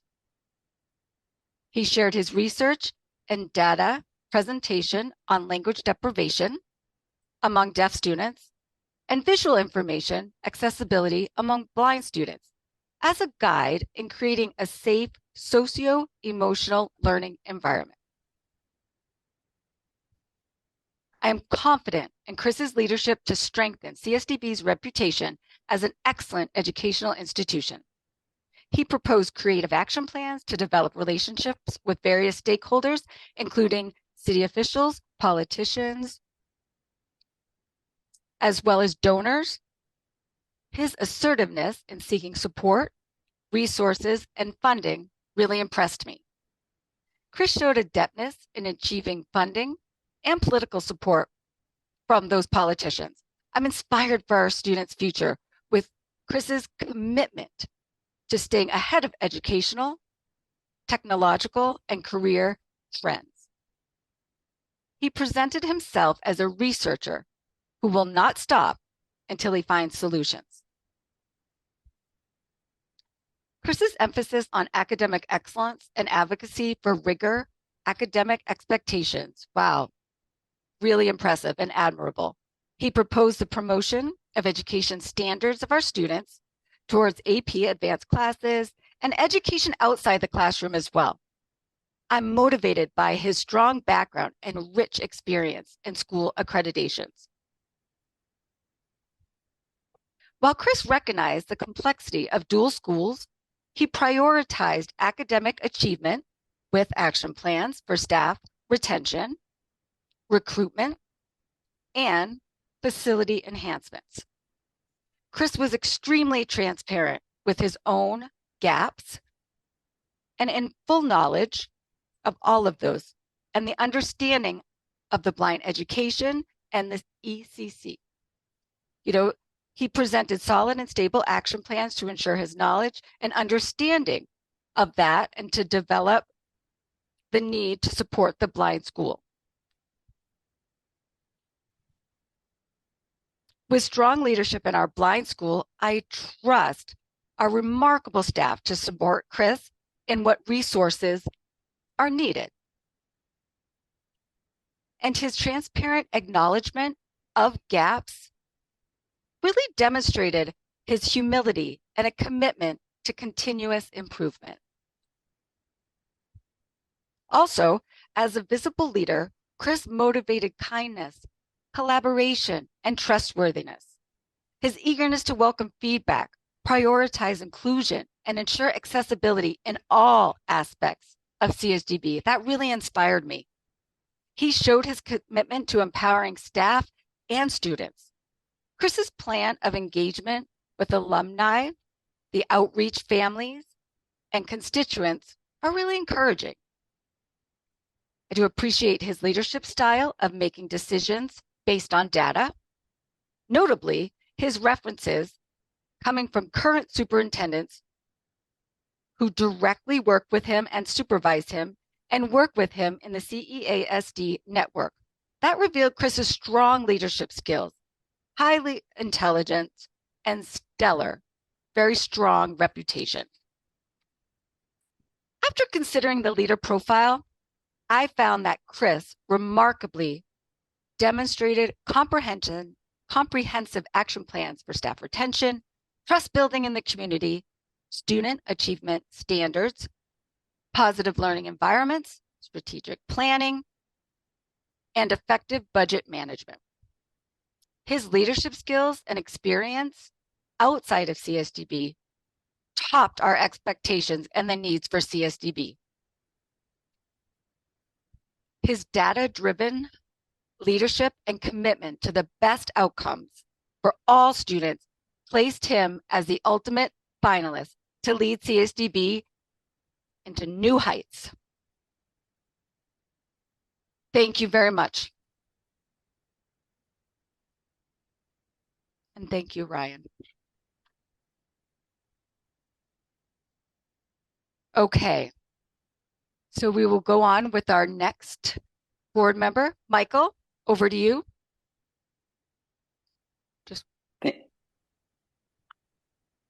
Michael, I'm just going to clarify just really quick with Ida. Yep, Michael, go ahead. Thank you. Thank you, Ida. Michael Stone speaking. I am the blind representative who's having one of those days where I've had so many different iterations of what I was hoping to say over a great many weeks, and just through today alone seems to evolve, including in the last couple of hours. The role as the blind representative has been one of confusion, and it's a new role for me. I was appointed to the board just this past year. July, my first board meeting was in August, and we had to hit the ground running here. This was my first superintendent search. I have a long career owning, operating, developing hotels, resorts, and spas. Sometimes we had well over 3,000 employees. So I'm not,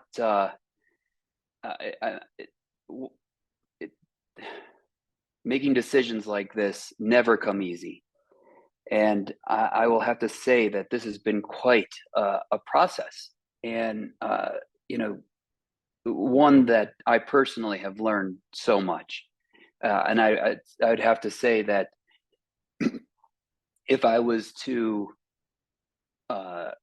say that there's many things that I probably would have done differently, and perhaps we should have done differently. This was one of the reasons that I believe that this process took so long was there was a vacancy in this position as the blind representative. So once that was filled and our board was filled, we were able to move forward. And it's been a bit of a confusing process as well. And also one that I will say, much like my colleagues, is filled with gratitude. It'd be impossible to list everyone that has played a role in this. I'm extremely moved by the outpour from the community that has been really over the past couple of months. People that have taken the time to share their thoughts, feelings, and wisdom, in addition to experience. I want to assure that each and every syllable, every word, every written word, spoken word, however it's been conveyed, it has been heard, and many times over. And it's none of which makes this any easier in terms of this process. It is kind of amazing that we did have such wonderful candidates in the end. I won't say that from the beginning that's how I felt. I found it to be very, very confusing, especially as the blind representative, given the candidates that were presented. And as this process went on, really what a limited experience there was in blind expertise, and specifically blind education. And I'm still finding that to be confusing. And in the end, there really was only one candidate that possessed all of those skills that certainly that I believe to take on a dual school and lead a dual school.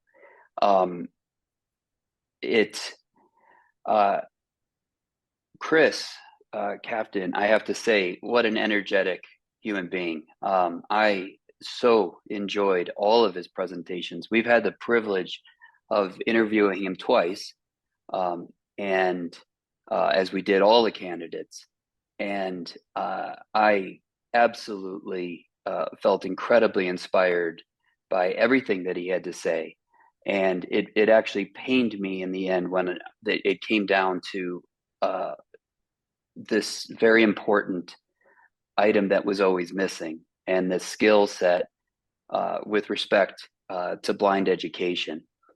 And all I kept thinking about was just finding, I do hope that we would find a role specific for him at the school, because I do believe that he would be an incredible asset, but not as a superintendent. In the end, it does come down to Tara. And I have been so incredibly inspired by Tara Spangler on so many levels. What she had to endure through this whole process, while obviously doing her day job, and of course, as an applicant for this role, I can't even imagine how difficult it was, and has been, and will be. And at the end, in the end, I have to say that I am continue to be incredibly inspired by her. If her humility, her zeal towards growth, both personally and professionally, it's been absolutely incredible. That and accessibility. As a blind representative, I've had my share of struggles in our meetings, and continue to. It doesn't come easy in any way, shape, or form to follow these meetings in this capacity. And her continued effort, just checking in, and with me personally, but also I have had the privilege of being able to watch her in the role at the school itself, and realizing what an equitable role she plays. In that, one aspect that kept coming up during our process has been the expanded core curriculum. In fact, at one point during one of our meetings, that was the topic that had me become rather emotional. And to this moment, it's extremely it's very sensitive. And out of all the candidates, there really was only one that truly understood that. And as to be an effective leader of a dual school such as this, it's absolutely essential that that leader comes in with that experience without question. And so with that in mind, I have to say, I've also been incredibly inspired by my fellow board members. I've learned much from all of you during this process and hope to continue to. Jessica Lee, I really appreciated what you said about that no matter which candidate it becomes superintendent, that you would support. And I absolutely echo that. And in the end, that the commitment that we have to the growth. Some of the community that spoke tonight in the public, I have to say, was also incredibly inspiring. Ryan, your everything that you said about academic excellence in general, I was very true to heart, and definitely an area that I completely agree with. I'm really hopeful that we will come together. That was the other word that kept coming up, unity. And it's a word that had me stop in my tracks several times tonight, because it was a word that if I can have one particular goal, it would come down to that word. And I want to thank everybody who really took the time to speak specifically on that subject. It's one of the areas that I've struggled with the most during this process. Is I kept having this sense of an us versus them, and it was very heartbreaking for me personally. It's the first time in my life that I've ever experienced anything quite like that.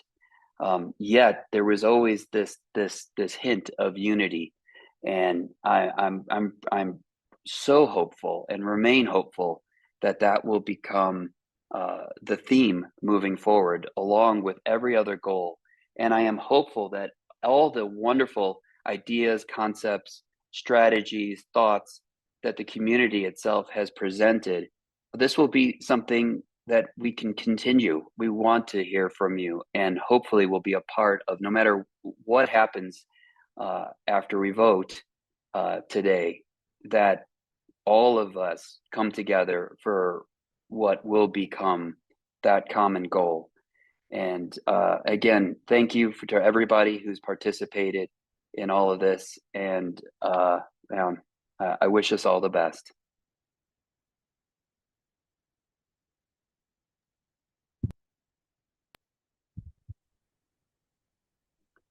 Thank you, Michael. Thank you. Now, on to Pete. Go right ahead.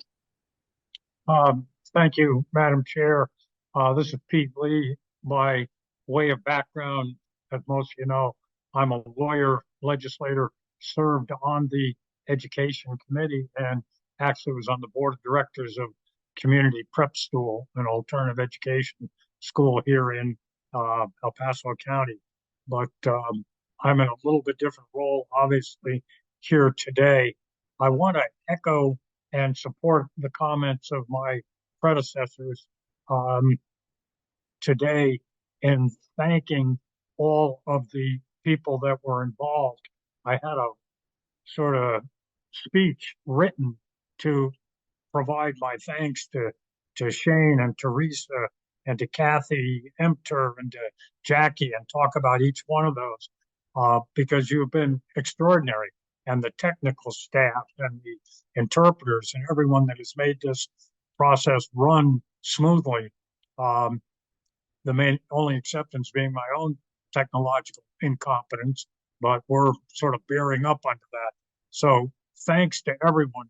I really commend Innovi Strategies and Shane for all the work that he did in doing the background work and in checking out. We actually had 7 candidates, and we narrowed it down. And they did background checks looking for evictions and bankruptcies and liens and judgments. And so for the community of 193 who are listening in, please rest assured that your board has been supported by incredible staff and contractors who have done an extraordinary deep dive to get good candidates and to do the background research on them to ensure that they are who they say they are and they can deliver what they say they can deliver. That said, I am wholly satisfied and highly impressed by all three finalist candidates, Dr. Dickinson, Chris Captain, and Tara.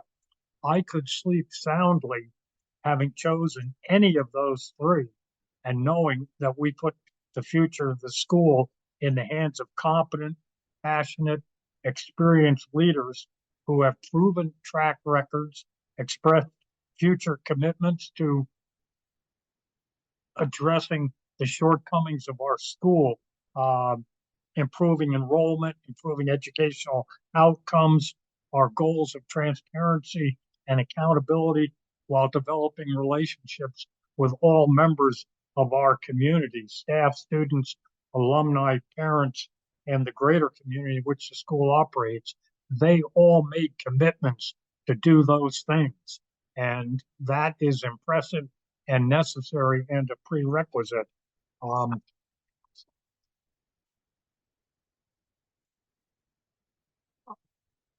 Chris was our first interview on 12/18, and I, looking back at my almost an entire legal pad of notes that I took on all these days of interviews, the comment that I made and what I noted was I downgraded Chris at that initial evaluation because I had to leave room at the top for any other extraordinary candidate. And I think of watching like diving and skating competitions. If they give the highest scores to the first skater or diver, what do you do with the next ones? But that was my fear with Chris, that I wanted to give him all tens because I thought his energy, his enthusiasm, his academic excellence, his improving of every place that he has been, to me, made the guy an all-star. So I was really enthused. He had the professional background. He supports bilingual modality. His resume showed just tremendous diversity and variety. And I noticed, like, I think Ida did, that he mentioned his own white privilege and his experience as a deaf person as underpinning his understanding of ableism and his commitment to disabling ableism, I guess. I believe all of our candidates met both the minimum and the preferred credentials, maybe some more and some less, but I think you could check the box on all of them. So our community can feel comfortable that we have at least identified candidates who meet the criteria that we established and the leadership profile.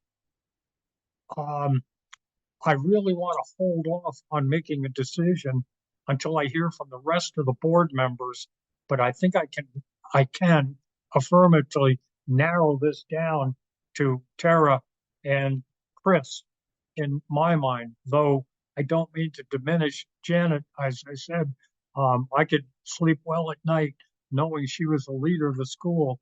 I read the recommendations that came in from people in her school, and she is an all-star. She is a rocket scientist in the educational world. But I think Chris was just so extraordinary. But then I have to note, Tara has been in our school for 20 plus years, maybe 17.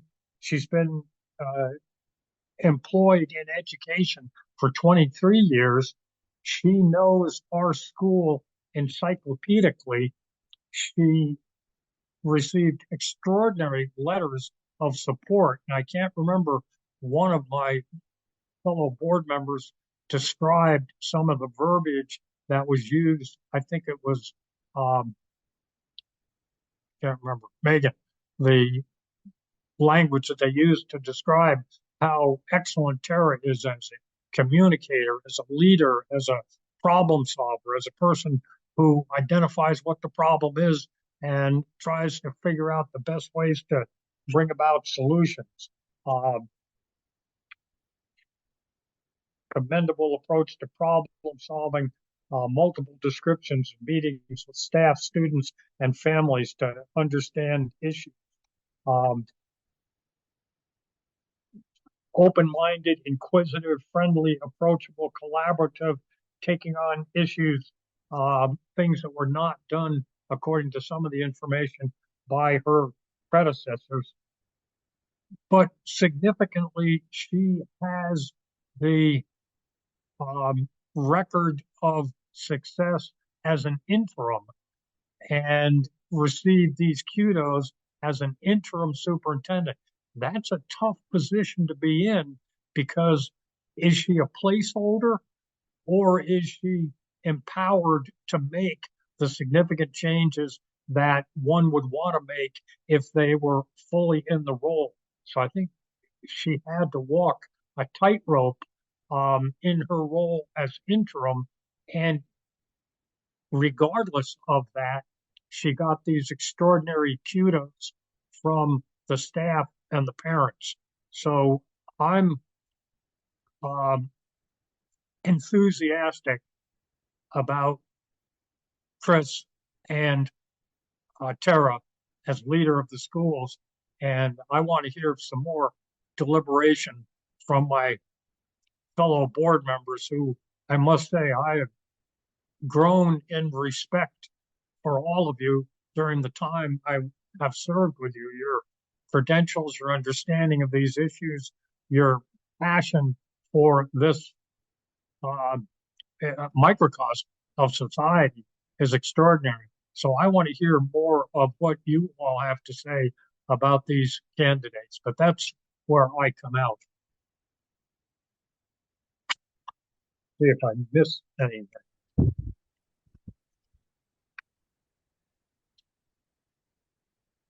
You know, there was one thing I wanted to mention, and it was in a letter that I had read, and I think it was from the controller, saying that she or he, I can't remember, staff felt pressured by department heads to support the interim superintendent. We got a lot of these letters. They were great letters, but this letter said that those letters were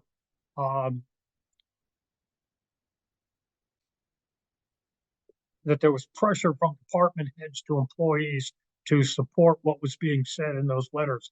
It didn't say that Tara had done any of that, and I don't want to imply that that's the case, but that, I think,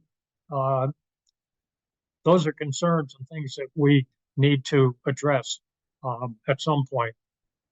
Also, I will sign on to Jess's motion that we, and Michael's, that we all agree that we will be avid supporters, helpers, guides to whomever is selected as the next leader of this school. We are vested in her success, because in that success lies the school's success. So those are my preliminary thoughts.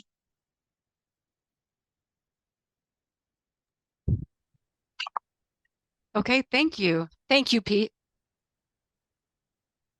Okay, so now we'll move on to the next one. George, over to you. Thank you, Ida. This is George speaking. I'm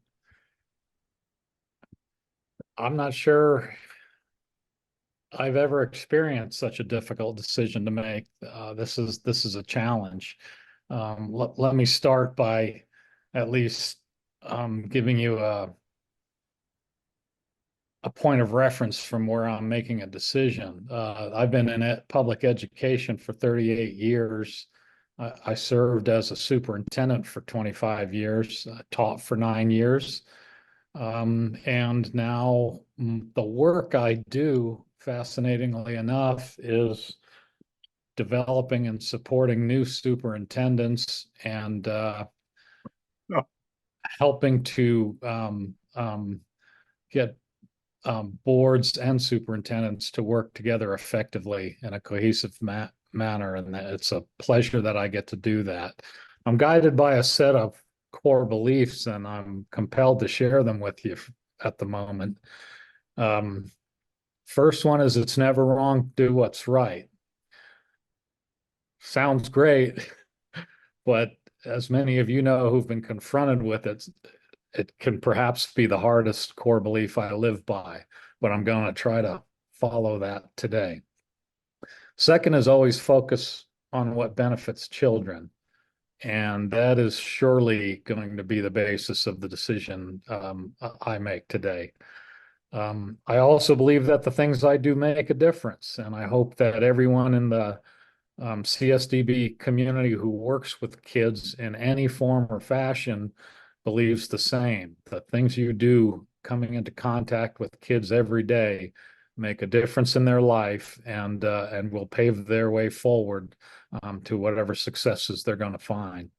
And the last is never let a great idea die for lack of follow through. And by the way, I heard a whole bunch of great ideas during this interview process. And whoever gets the vote of confidence on this position by the majority of the board, I will revisit some of those great ideas. And by the way, a ton of great ideas from the folks out here listening in terms of the letters that you sent to us and shared with us your concerns and the things you believe would help make CSDB a better place. I want to echo everyone else's thanks to everyone. I don't want to go through all that time mentioning everyone, except I've got to give my utmost respect to our interpreters. How you follow along, communicate clearly with us. As I went through this interview process, listening to each candidate through an interpreter, I was so impressed at how I feel like the true nature of each candidate came out, and to me that's magic. Also want to thank Shane at Innovy and your whole staff. Shane, I know it's been difficult to work with us at times, and but you know your task and you know how challenging these things can be. And I just want you to know I deeply respect the work that you're doing. And I'd also like to thank everyone for welcoming me into the CSDB learning community in the last 6 months. I've learned more than I ever have in my entire education experience in this chunk of time. I please know I understand the importance of this decision on the future of the school, and I'm quite frankly in awe that I get to work with the rest of this board, as you've heard them express themselves so well. In fact, I've had the pleasure of serving with 2 Colorado all-state school boards in 2 different districts, and this bunch is every bit as good as any of those groups I ever worked with. There were 3 great candidates, as everyone said, and I want to at first speak to Dr. Dickens. I appreciated her strength in fundraising, her ability to grow populations in her school, her knowledge of deaf instruction, and as much as anything, I have so much respect for her life journey. It's quite compelling, and we can all learn a lot from the way she's advanced in life after finding herself in a more unique position than she originally was at birth. Being we have a leader profile developed by the board and the CSDB community, I thought I'd really reflect on where I see our candidates through that lens. In terms of valuing collaboration and engagement, I recognize the strengths of Ms. Spangler, on collaboration with the staff. She speaks to that well, and the many letters we received from staff support this notion. Her 360 evaluation from a year ago also indicates that this is the case. However, I'd also like to acknowledge Mr. Crafton's enthusiasm and vision for engagement, especially with the greater community. And so I think each are pretty equal in those talents. Commitment to anti-ableism. I was most impressed with Ms. Spangler's response to this. I agree with her vision that a great starting point is to educate all populations about the other. And by doing that, you can get to a point where you can understand what people's needs are when you want to approach them about just to engage them or to support them. Ensuring relevance and innovation. I think I was most inspired by Mr. Crafton's vision and enthusiasm about engaging community partners, striking up relationships with higher education, and connecting students to workforce learning opportunities. That excites me very much. And that's a great idea that no matter who lands this position, I'm going to ask the board to encourage the new superintendent to follow through on. Regarding academic excellence, I think Ms. Spangler has strong technical knowledge on this front, and I very much appreciate that during her interview. She spoke to the independent review that took place a couple years ago and how our strategic plan has been developed to address those concerns. That's taking feedback and putting it into action.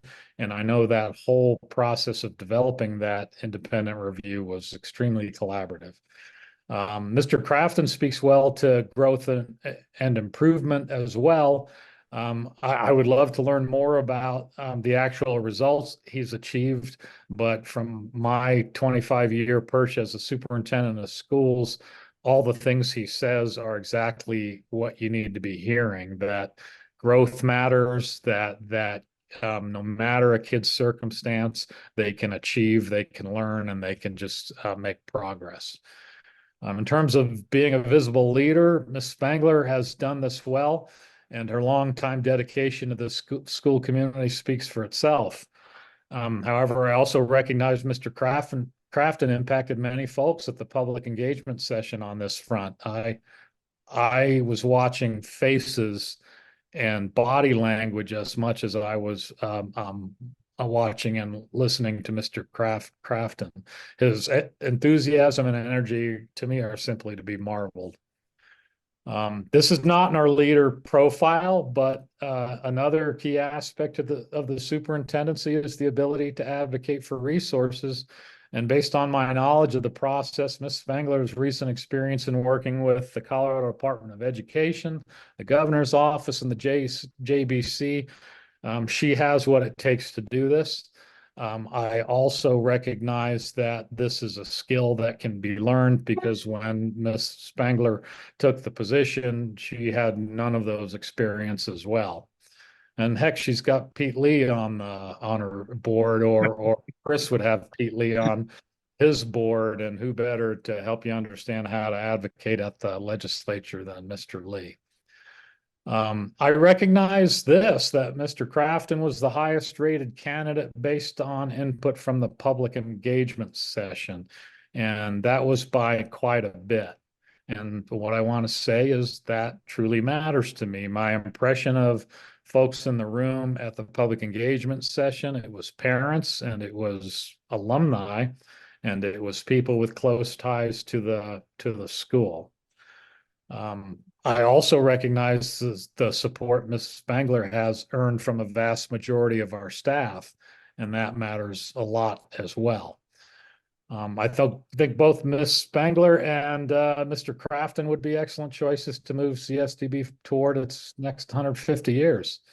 But I also I recognize that I need to kind of tip my hand here. And one other thing I want to throw out as information is my understanding of the position of that the position an interim superintendent finds himself in is something I can relate to with Ms. Spangler. I served in that role for fun. This is the joke that Dr. Lee didn't offer.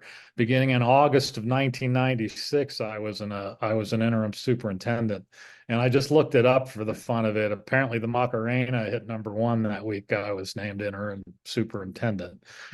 Tara, I know it's a thankless position to be in. You feel like you're in limbo, and you very much feel like you can't demonstrate your true abilities as far as leadership. But I want to deeply thank you for where you've taken us to this point. I don't know what the outcome of this vote's going to be, but what I'm going to share is when the vote occurs, whoever it is that receives the majority, I will give my full support and commitment to them. I'll do all I can within my abilities and my authority as a member of a team of 7 board members to ensure all the concerns voiced have been heard, the great ideas that we heard are considered and put into place, and that we address things and move forward in a unified fashion. So in making and tipping my hand, what I would like to say is this, and I'm sorry to tie it a little bit to myself, but I think I understand the position Mr. Crafton is in. When I became superintendent of schools in Center, Colorado, and not officially until 1997, after a year as interim, I often faced questions and challenges from within the community for my inability to communicate in Spanish, and perhaps my lack of understanding for teaching English as a second language. That's a gigantic hole to have as a system leader, and I understand that. And my suspicion is that the greatest concern about Mr. Crafton is his lack of experience in educating the visually impaired. My experience in Center was that I rolled up my sleeves and I learned. And if you want to follow data as to what happened in the place while I was there, despite more than half of our kids, more than half of our population coming from home language other than English, which was all I could speak and still mostly can, we made great progress because I was able to learn and surround myself with people I knew and could trust to make sure that we could make an impact on those students. And so all things being considered, I will support wherever the board goes. But I intend to suggest that we hire Mr. Crafton as our superintendent, because I have great hopes that he will follow through on the things he says and also be willing to learn on how to effectively support our visually impaired population.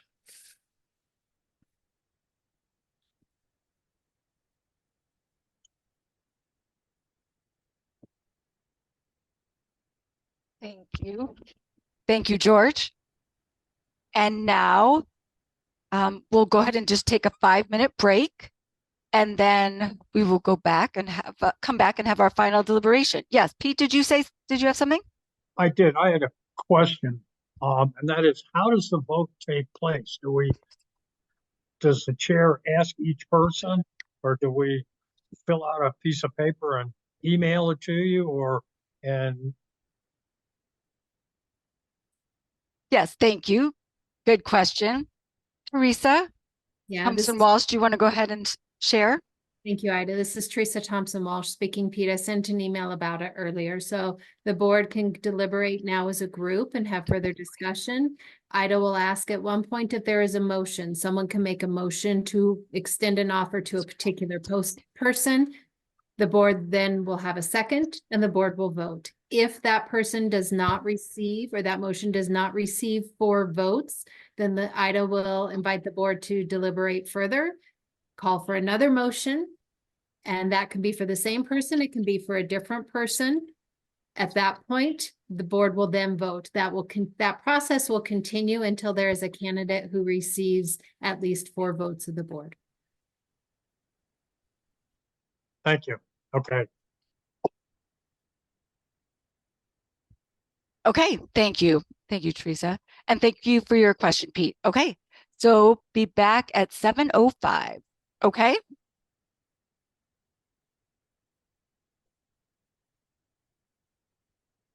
I'm not sure. Is there, Teresa, are you asking something? I think people have left. Oh, yeah. Teresa? Yeah, Rayford? Teresa, you're on mute. Sorry, I'm just asking to be recognized first as soon as we come back, please. Thank you. Thank you. Thank you for being back. Thank you. Now, again, all the board is here. Michael, George, Jessica, Pete, Megan, plus we have Teresa, Rayford, excuse me, plus we have 2 interpreters and like 197 people watching right now. So thank you everyone for sharing your feedback on each of the finalists. Thank you. Now is our opportunity to, deliberate after we've shared our impressions. And I want to remind everyone to be very respectful to each other. Regardless of what the outcome is, what the vote is, we are going to respect the finalists. We will all do that. Okay, so yes, I do see Teresa. You wanted to go ahead and say something? I do, and it will be quite long-winded, as is my style. Sorry. In the first interview, and Chris Kafton was our first interviewee, I was completely taken back by his charisma, his energy, his confidence. Everything that he exhibited completely took me back. And quite frankly, I gave him some rather high scores. And I don't regret that, right? I still stand by my original impression of him. And I would ask that the board please bear with me, because I'm not going to make it through this without extreme emotion. I have been with this school for 8 years. 8 years, no longer than that, 10 years, 8 on the board. And I just want to say some things. They're not organized. They're not in order. But I just need to read them off. The board has to be a role model for equity and inclusion. If we as a board cannot lead and demonstrate the importance of equity and inclusion from the board down, then we have failed as a board.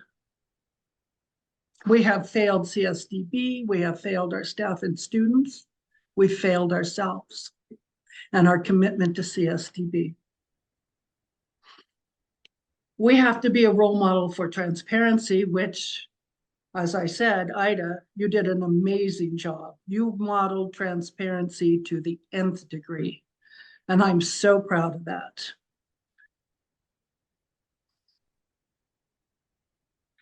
But some things that we need to seriously consider, and the public and their input and their visions has to be 100% embraced. I don't deny that at all. But our students have to be 100% supported. I would say to the community, I encourage you to come to the board and say, this is what I want to see from the school. Can you do this? Right? Talk to the board, talk to the superintendent. We both, the board and the superintendent, Tara, interim, have an open door policy. That was kind of quashed, the last superintendent, and there was a lot of repercussions from that. But we've since moved on, and the open door policy is back. Tara has the support from our staff.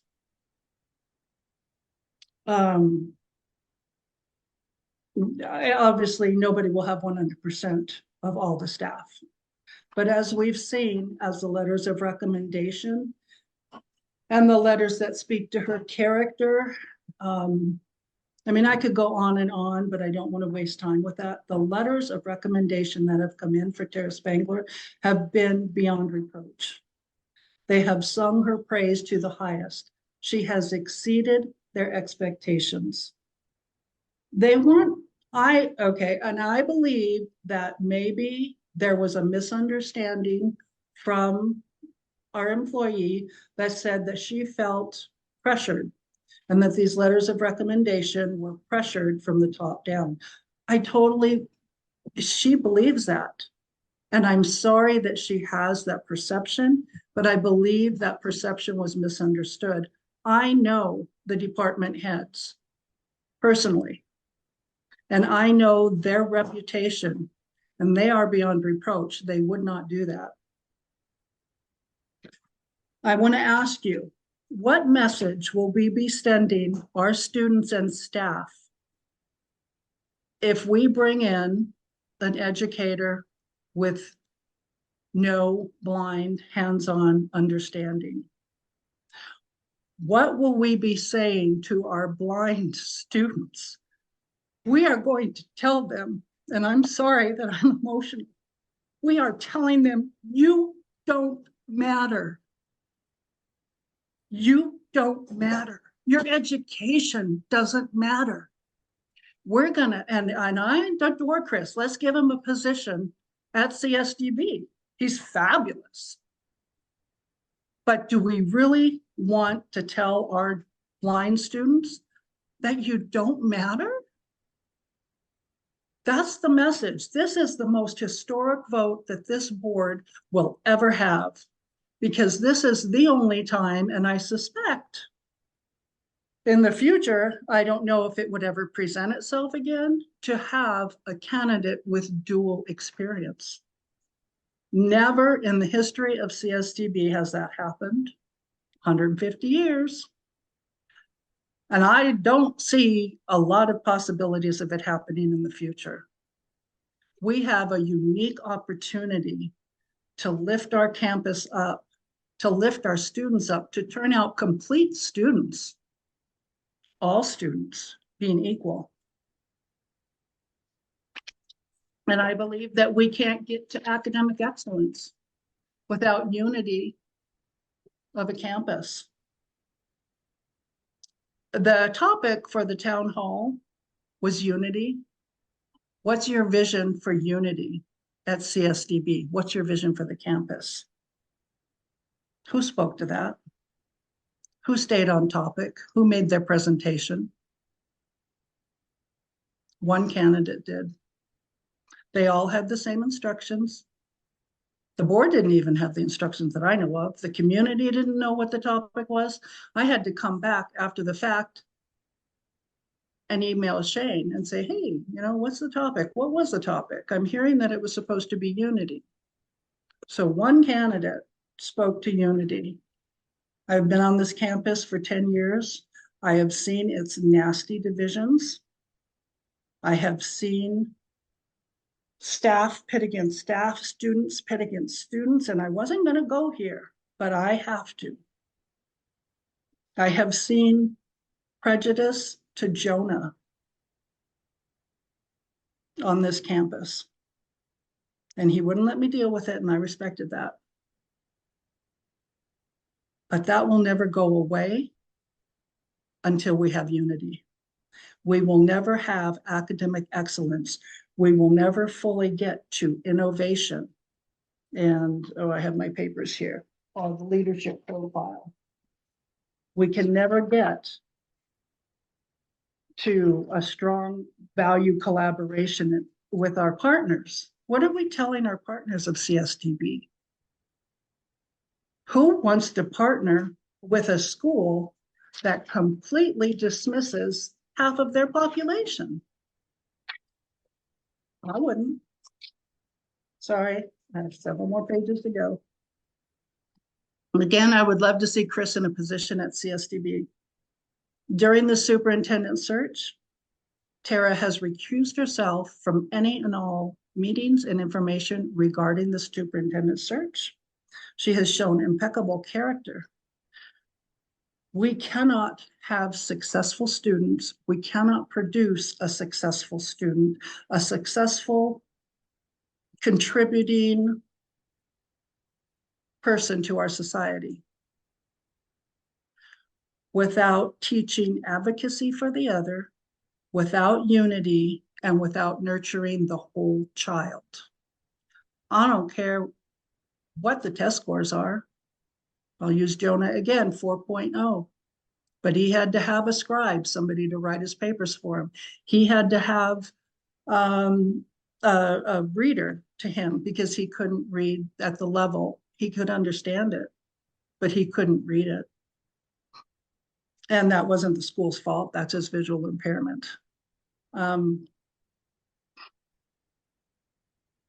But so state testing doesn't really mean a thing because he's a 4.0 student, but his assessments sure didn't show it. So that, I don't know what that came from. This is out there.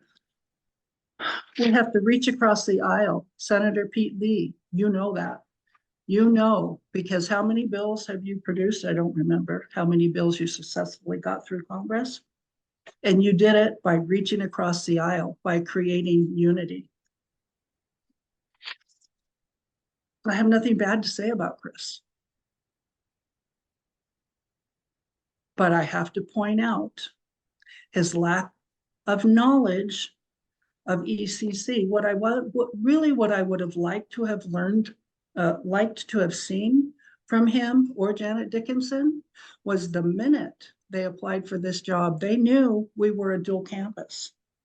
I would have liked to have seen either one of them or both of them contact a blind center, a blind school, anything, and say, hey, I want to know what blindness is all about because I'm going to have to learn it. If I get this job, I'm going to have to learn it. Well, I fully trust that they would try it, that Chris would try and learn it. I am not saying that he wouldn't, but he doesn't know what he's going to need to learn. You don't know what you don't know. He doesn't know the extent of the information that he needs to learn to be an effective leader. Yeah, Jamie Lugo, extraordinary. Our staff in the blind school, extraordinary. But who makes the final decision off of their recommendations? It's the superintendent. And if the superintendent does not understand fully what the needs are of each program and of each school, they cannot make an informed decision. And they're going to rely on stuff that they know from the past. We all do. They're going to rely on that information to make their decision and consider it informed. Adams, like I said earlier, Adams, the teachers are teaching in closets. There is no room. The IPR picked up that in 2019. Our teachers are so dedicated to our staff or to our students that they're teaching in closets. They're sharing classrooms. Not only are they exhausted, overworked, but they have to figure out, okay, you're teaching math now, so you get the classroom for this amount of time. And you're doing this now, so you get the classroom. That they have to figure that out, the logistics of that. How's that as a board helping them with the education of our children? I love Jess when she said every meeting that we have a presentation from staff, the last thing that Jess always says to them is, how can we support you? I love that. Thank you, Jess, by the way. I'm still managing to hold it together somewhat. So how can we support them? How can we support them? By giving both populations a chance at equity. I am not saying that Chris cannot be successful. I am not saying that he would not be successful, but I am saying that we have the opportunity to say to our campus, to say to our deaf kids, you know what? I want you to know we value our blind just as much as we value you.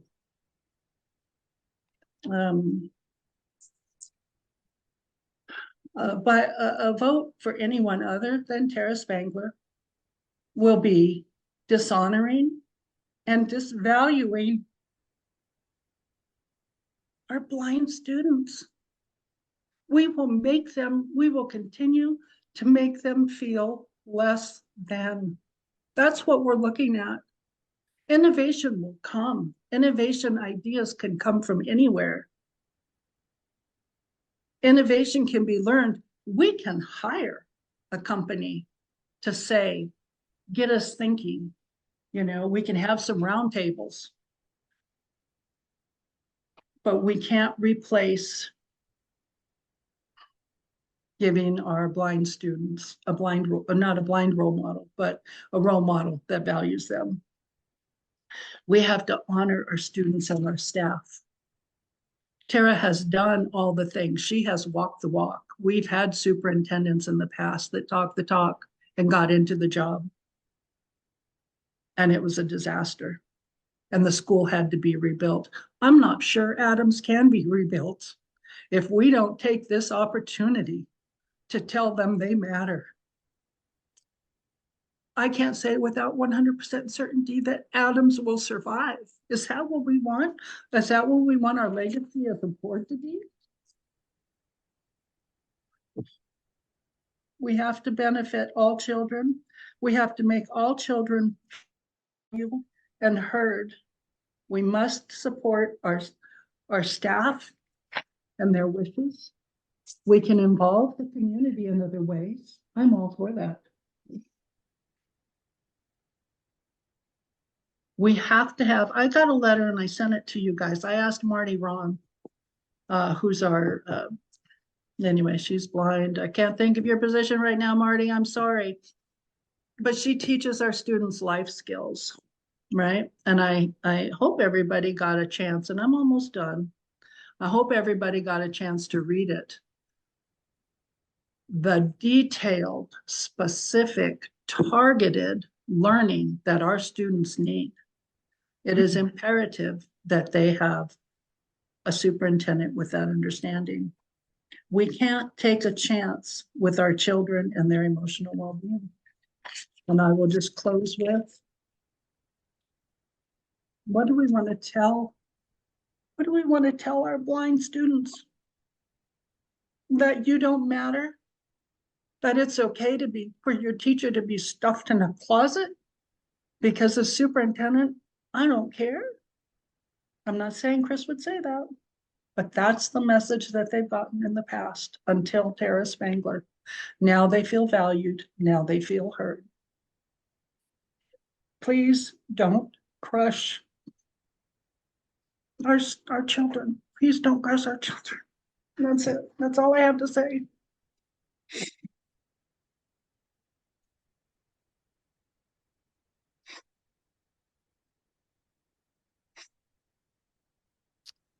Okay. Thank you, Teresa. This is Ida. Yes, again, thank you, Teresa, for sharing that for us all to consider. Yes, so, talking about the leadership profile that was, influencing our decision, and that we've talked in the past, we don't want to focus on that about previous, people or anything. We want to focus on what's happening in our future, in the leader of our school, the leadership skills here right now in front of us. Yes, would anybody else like to comment? Anybody else? Yeah, Pete? You know, I'm one of the new people on the board, so it may not be appropriate for me to make comments in response to Teresa's obviously very deeply felt, heartfelt thoughts. But with all due respect, Teresa, I can't let it lay there that engaging someone other than Teresa is disrespectful to the blind students or sending a message of devaluing the blind students. That is not the message that we would be sending, that any of us would want to communicate to the blind kids in the school. They are valued, they are beloved, they are important, and if we don't hire Teresa or Tara, that doesn't mean that we devalue those students at all. As George pointed out, the parents and students in Center, Colorado could have felt, the minority parents and students, that they were being devalued by hiring a white Caucasian superintendent who did not share their cultural background. But that's not the message that is being sent. I think we have all been in defense of an alternative view of that perspective. I think we have all been in positions where we have taken on jobs where there are gaps in our knowledge, and they may be deep and serious gaps in our knowledge. I mean, I heard Jessica saying she didn't know anything about accounting. Well, what the hell is she doing starting a business without knowing about accounting? I think what she's going to do is talk to an accountant. And I think we have Jamie Lugo was the principal of the year, recognized across the nation as an extraordinary principal of the deaf. And I'm sure she would be, again, I'm presuming facts and evidence, as they say. I'm assuming that if principal of the blind, Jamie's principal of the blind. I'm sorry, I misspoke. Thank you for interpreting me correctly when I'm not even speaking correctly. Jamie is the principal of the year amongst blind principals. She obviously is deeply respected and has a broad depth of comprehensive knowledge about how to teach and value blind students. She's going to be in the superintendent's office on day one, I would suggest, if she feels there are gaps. We also heard a recognition of that gap by Mr. Kafton, and I believe he will dive in head first to address his deficiencies the same way I would propose Jessica dove in when she started her business and saw gaps in her knowledge. So it's not the message I think we want to send to the board or send as a board to the blind students, that we devalue you by hiring someone who doesn't have experience. The message we are saying is we're going to hire an exemplary leader who can lead our school into the 21st century and make it the best school for blind and deaf. And we will give him all the support to enable him to do that. So again, I say that with all due respect, but I just feel uncomfortable leaving that potential message on the table to an audience of now 202 people. We, as a board, respect all of the students, all of the staff, all of the alumni, all of the community of our school, and any hiring of a superintendent is not intended to dismiss or insult anyone, in my humble opinion. Okay, thank you. This is Ida. Thank you very much, Pete, for that. Others, does anybody else want to discuss anything? Other comments? Anything? Megan. This is Megan speaking. Just a couple quick things in response to your comments, Pete. We speak about how extraordinary Jamie Lugo is. Her endorsement is for Tara Spangler. I think there is a very much a trickle down effect, or trickle up, as the case may be, that when you have people in positions of leadership and management who respect their leader, it inspires them to work harder and better, and they feel listened to and trusted and respected and eager to collaborate. So I would just like to point that out. I also don't doubt that Chris would be willing to learn, but I'm not sure we can risk that time or risk that culturally, if I'm being honest.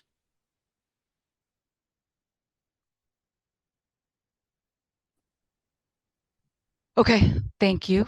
Thank you. Yes, thank you, Megan. Jess? Hey, this is Jess. Again, for me, as a board member and as a parent and as a fangirl of our leadership team and as a member of the village, whoever we come out with is going to be supported and mentored and guided and held accountable by this board and is going to be 100%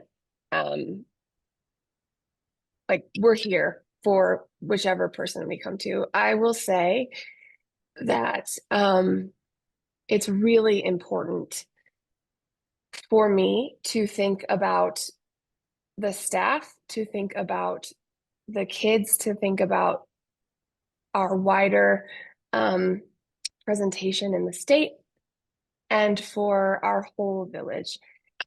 And I think sometimes we have to just really think about what is the gig and who is the best person for that gig. And maybe they don't have all of the things we want, but which are the most important right now.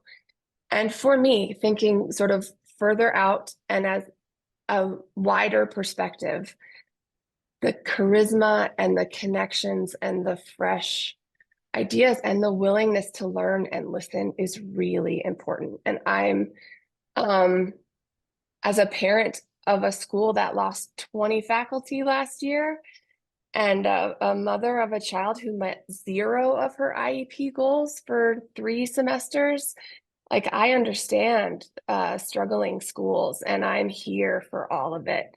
And I think we all are in this together and we have to talk about these things in terms of our assets and in terms of the like village and the things that we've just seen bring to bear in this search.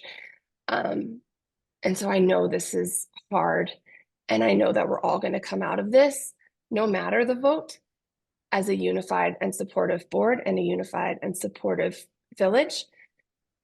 But the idea of, for me, of bringing in some new perspective and some exciting fire is something I really want us to think about, particularly when we started having this discussion without talking about particular individuals, but when we listened to the entire community and we talked about the characteristics we were looking for in the profile, which is why we do that before we start talking about individuals, because this is where things get tough. So thank you. That's Jess.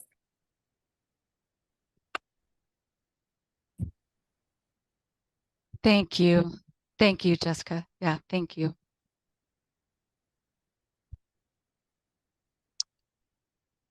This is Ida. I would like to add a couple of things.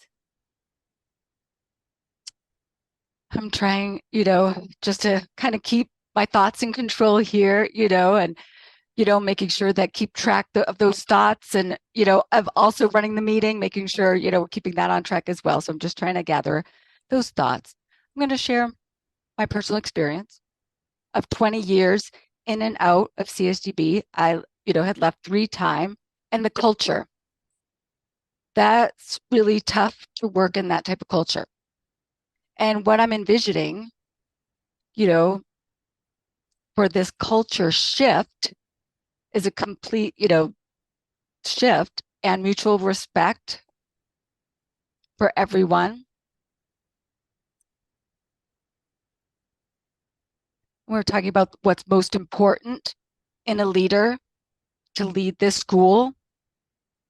This leader must have, good potential, be able to get money for the school, be able to change policies, the law, to be able to support our students and whatever's best for them. And then also a network of expertise, people to be able to reach out to, qualified, skilled, highly qualified, people that work for CSDB, tapping into those expertise and showing that we value everyone and their knowledge and experience and recognize that they are different, and that one school, and recognizing, the different experiences between the deaf school and the blind school, being aware of that, being aware of the resources, the needs for both, how we're able to fight through any barriers that we see to get more money, to have more students, to have different resources. So a rich experience that I see in Chris's skills that he brings to CSDB. I could just see all of that he's been successful in a lot of these areas that he would bring to us. His first job at the model school for the deaf, the model secondary school for the deaf in Washington, D.C., which is next to Gallaudet University, which is on the same campus. And all of the research done, for all over America is right there. He already has all of that at his fingertips. He's used different curriculum. There's been tried and true with this curriculum.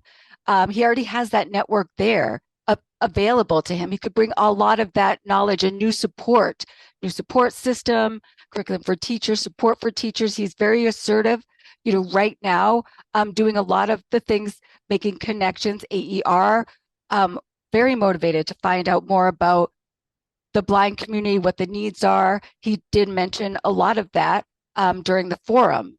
So I really do appreciate the effort that he's shown us and put forward, even in advance. And now, I think the best leader for the school will be Chris Kafton.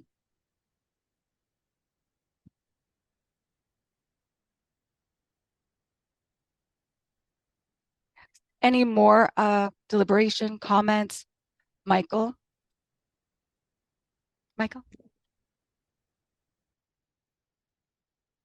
And Michael, this is Ryan. I can't hear you. I believe you're muted. Thank you. Thank you. Thank you. Sorry. Michael Stone speaking.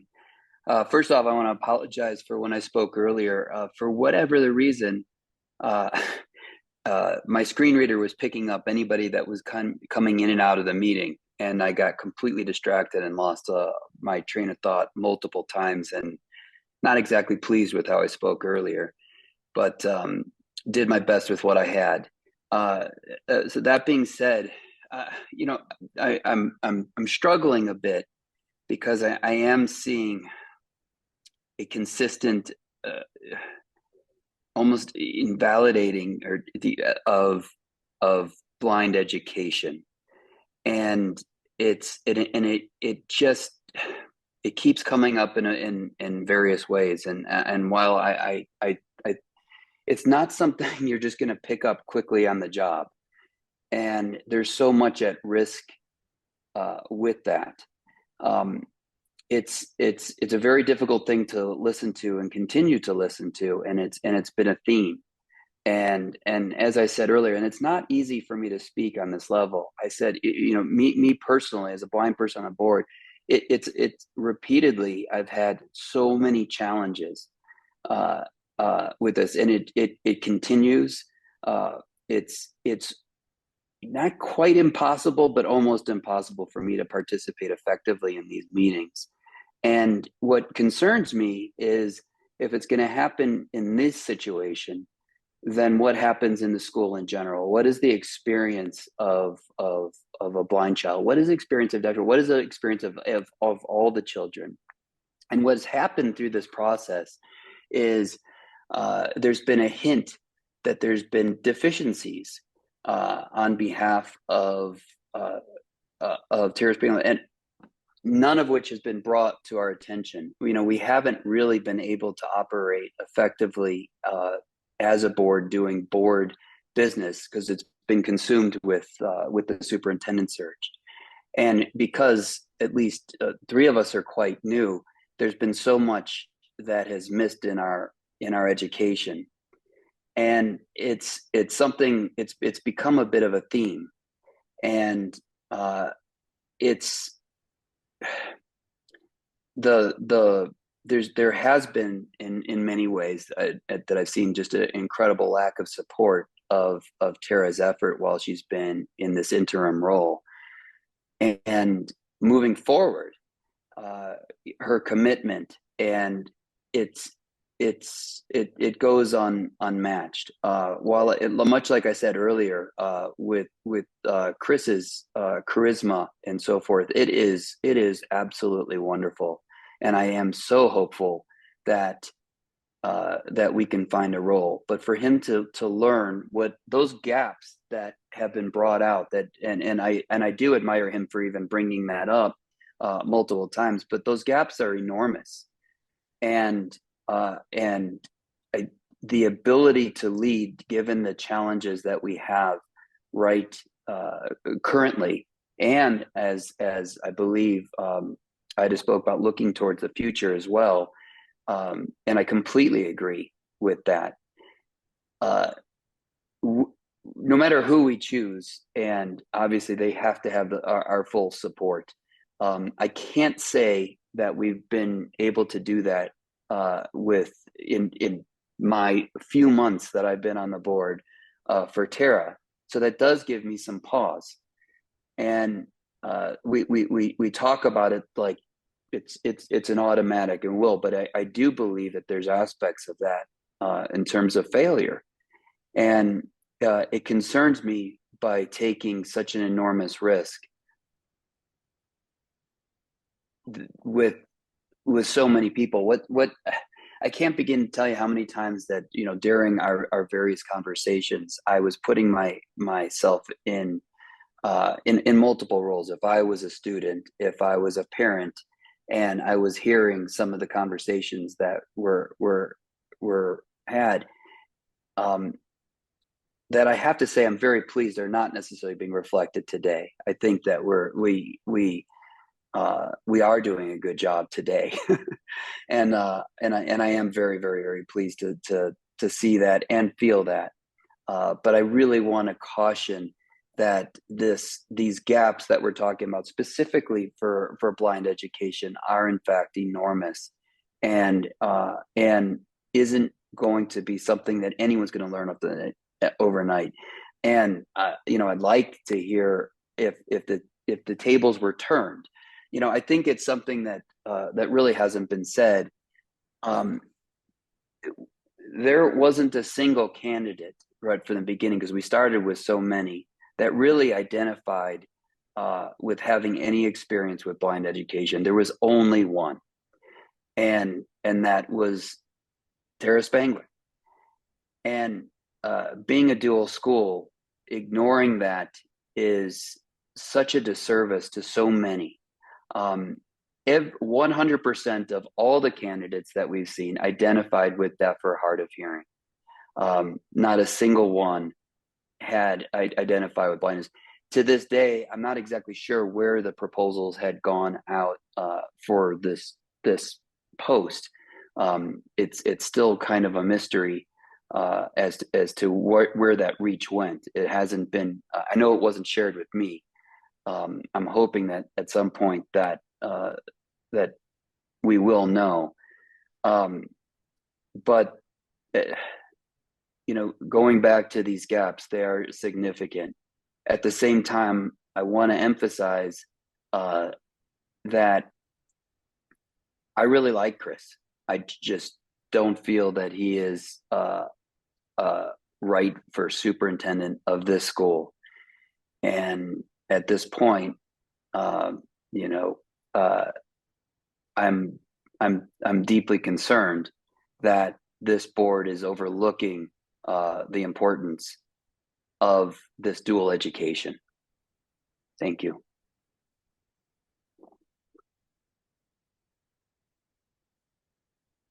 Okay, thank you. Thank you, Michael. Yeah, Jess? Hey, this is Jess.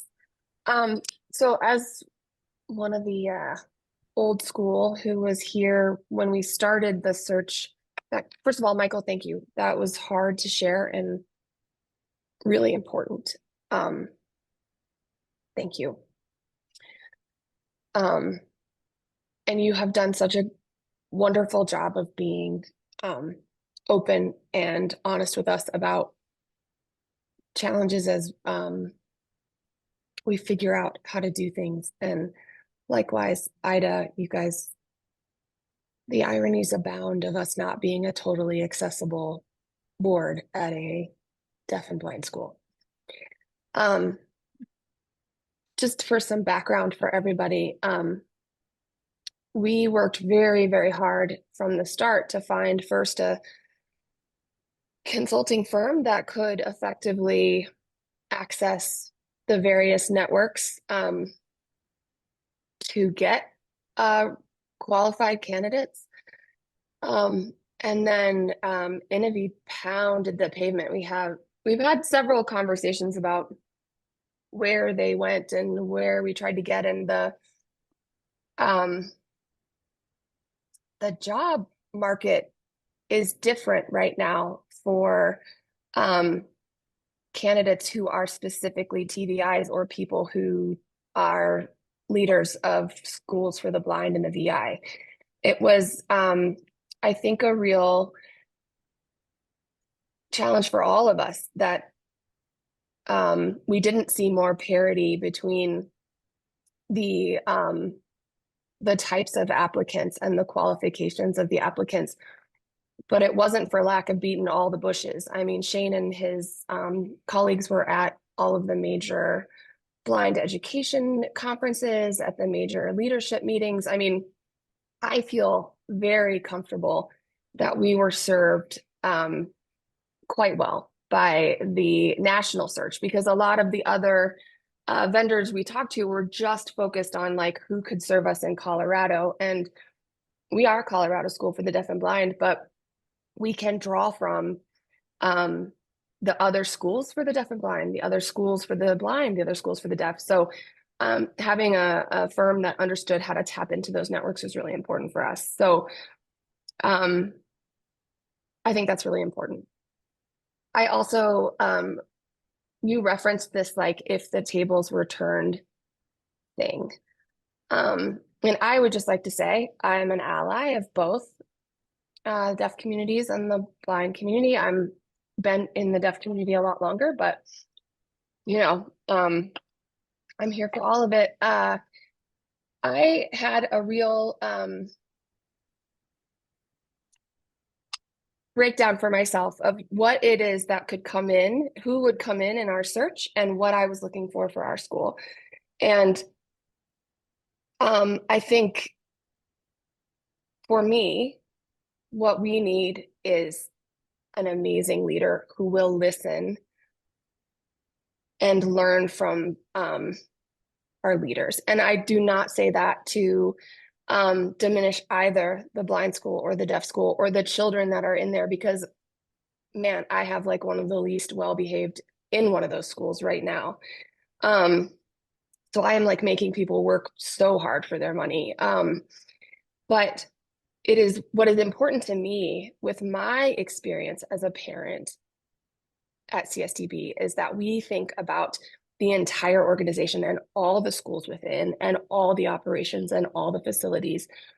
And we think about who is going to, both of them, but who, I really am having a hard time with, if you pick one, you are not supporting the other. I think that is a false choice. And particularly in this case, where we're talking about what sort of leader we want. I want to say that personally, I would look at any blind child at the school and say, I am committed to your future, friend. I want you to be whatever you want to be. I want us to have access to every funding line. I want to have every new external partnership that's out there. I want us to have a fresh set of eyes on what our challenges are. And I want to see what we can do together. And none of that is anywhere near, I don't value you, or I don't think that you deserve the same as any other child in this school. Absolutely nowhere near that. And so as an ally, I have been committed from the start of this search to find the best leader.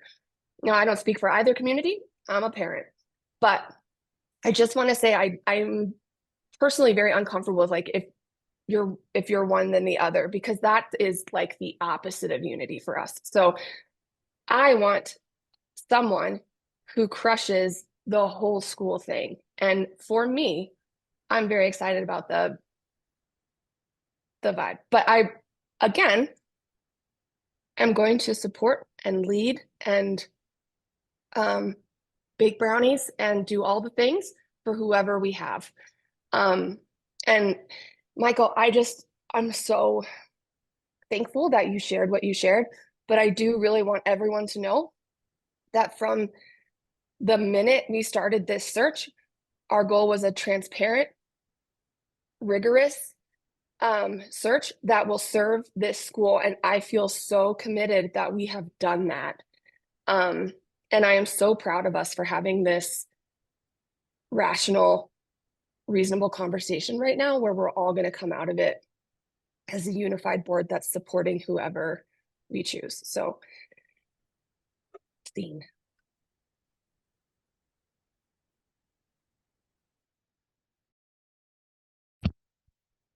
Thank you, Jess. And yes, Teresa? Well, I've managed to regain some composure, but don't count on it staying here.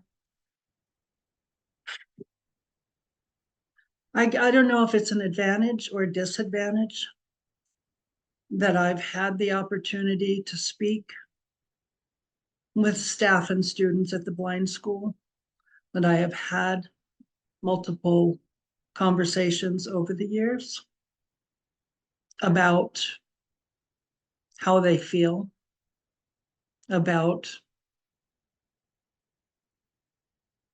how they feel not being properly represented.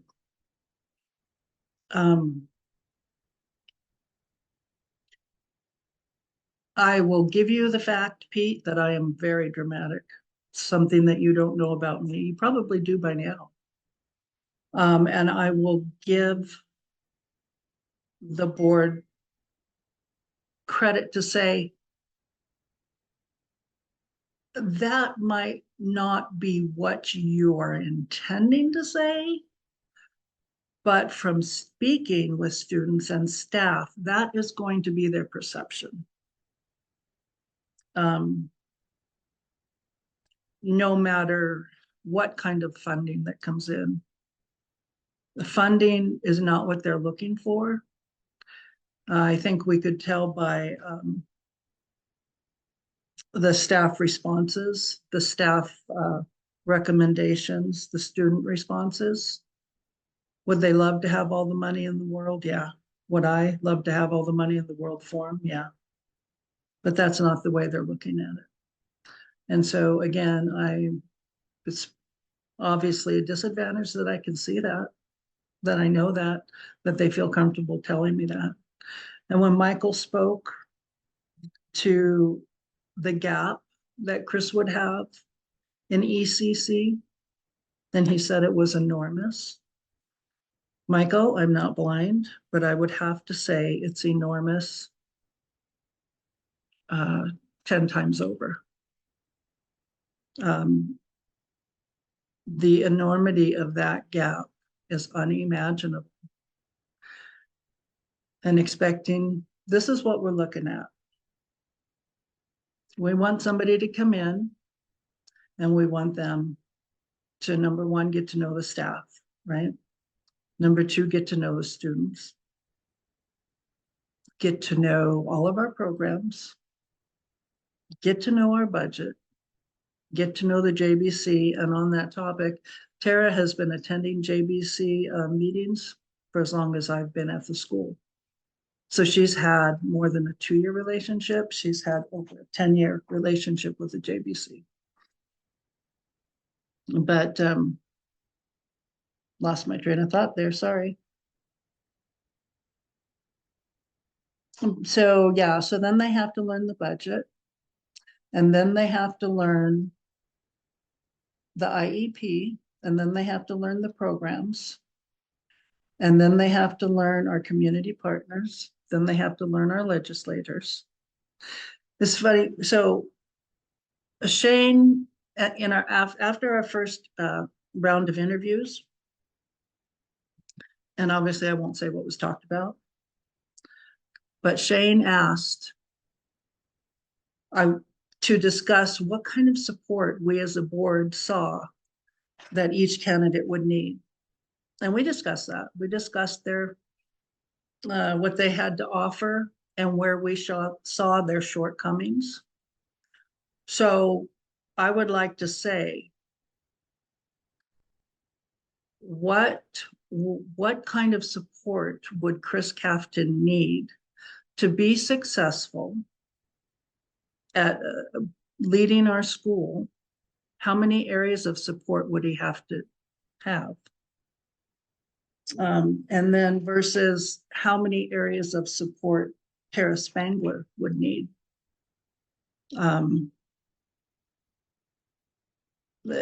don't think there's any comparison. And then I'd like us to think about what kind of learning curve Chris is going to have. The school will come to a screeching halt. I'm pretty sure about that, or pretty slow. The school will slow down an enormous amount. All the projects moving forward will slow down. And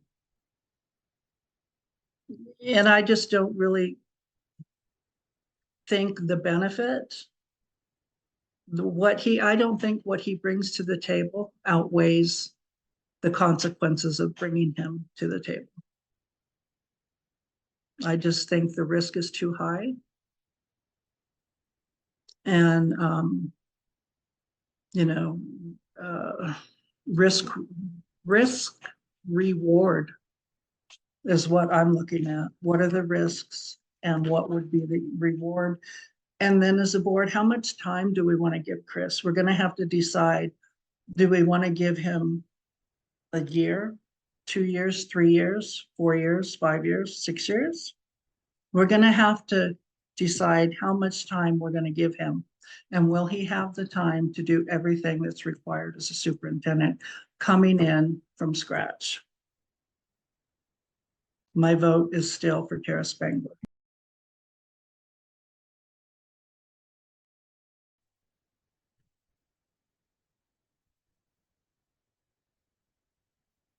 Thank you, Teresa. Anything anyone wants to add? Anybody want to add? Megan?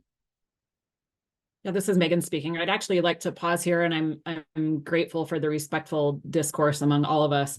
I would like to make a motion to hire Tara Spangler as our interim or as our superintendent, no longer interim, and see where we stand as a board.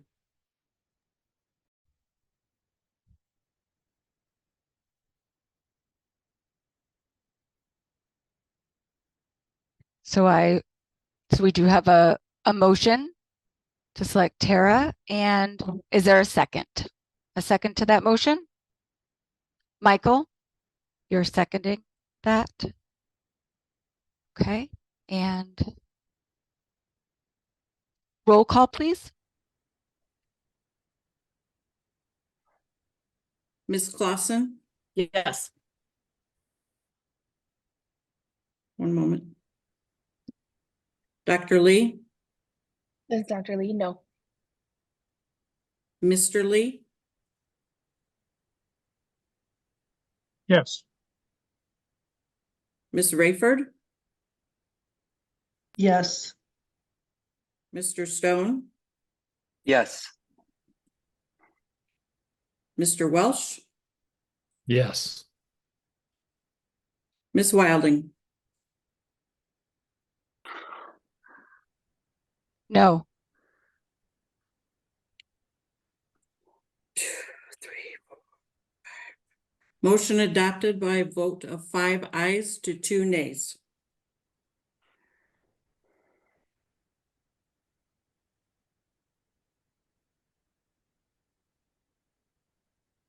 Okay, thank you. Congratulations, Tara Spangler. I want to thank Chris Kafton and Janet Dickinson for going through the application process and all of it for this board position. So now, yes, it's been a long, hard process. So we are looking forward to providing our continued support to Tara. And thanks to the board and the community. And to go ahead and adjourn at 8:01. Close this board meeting. Second. Thank you.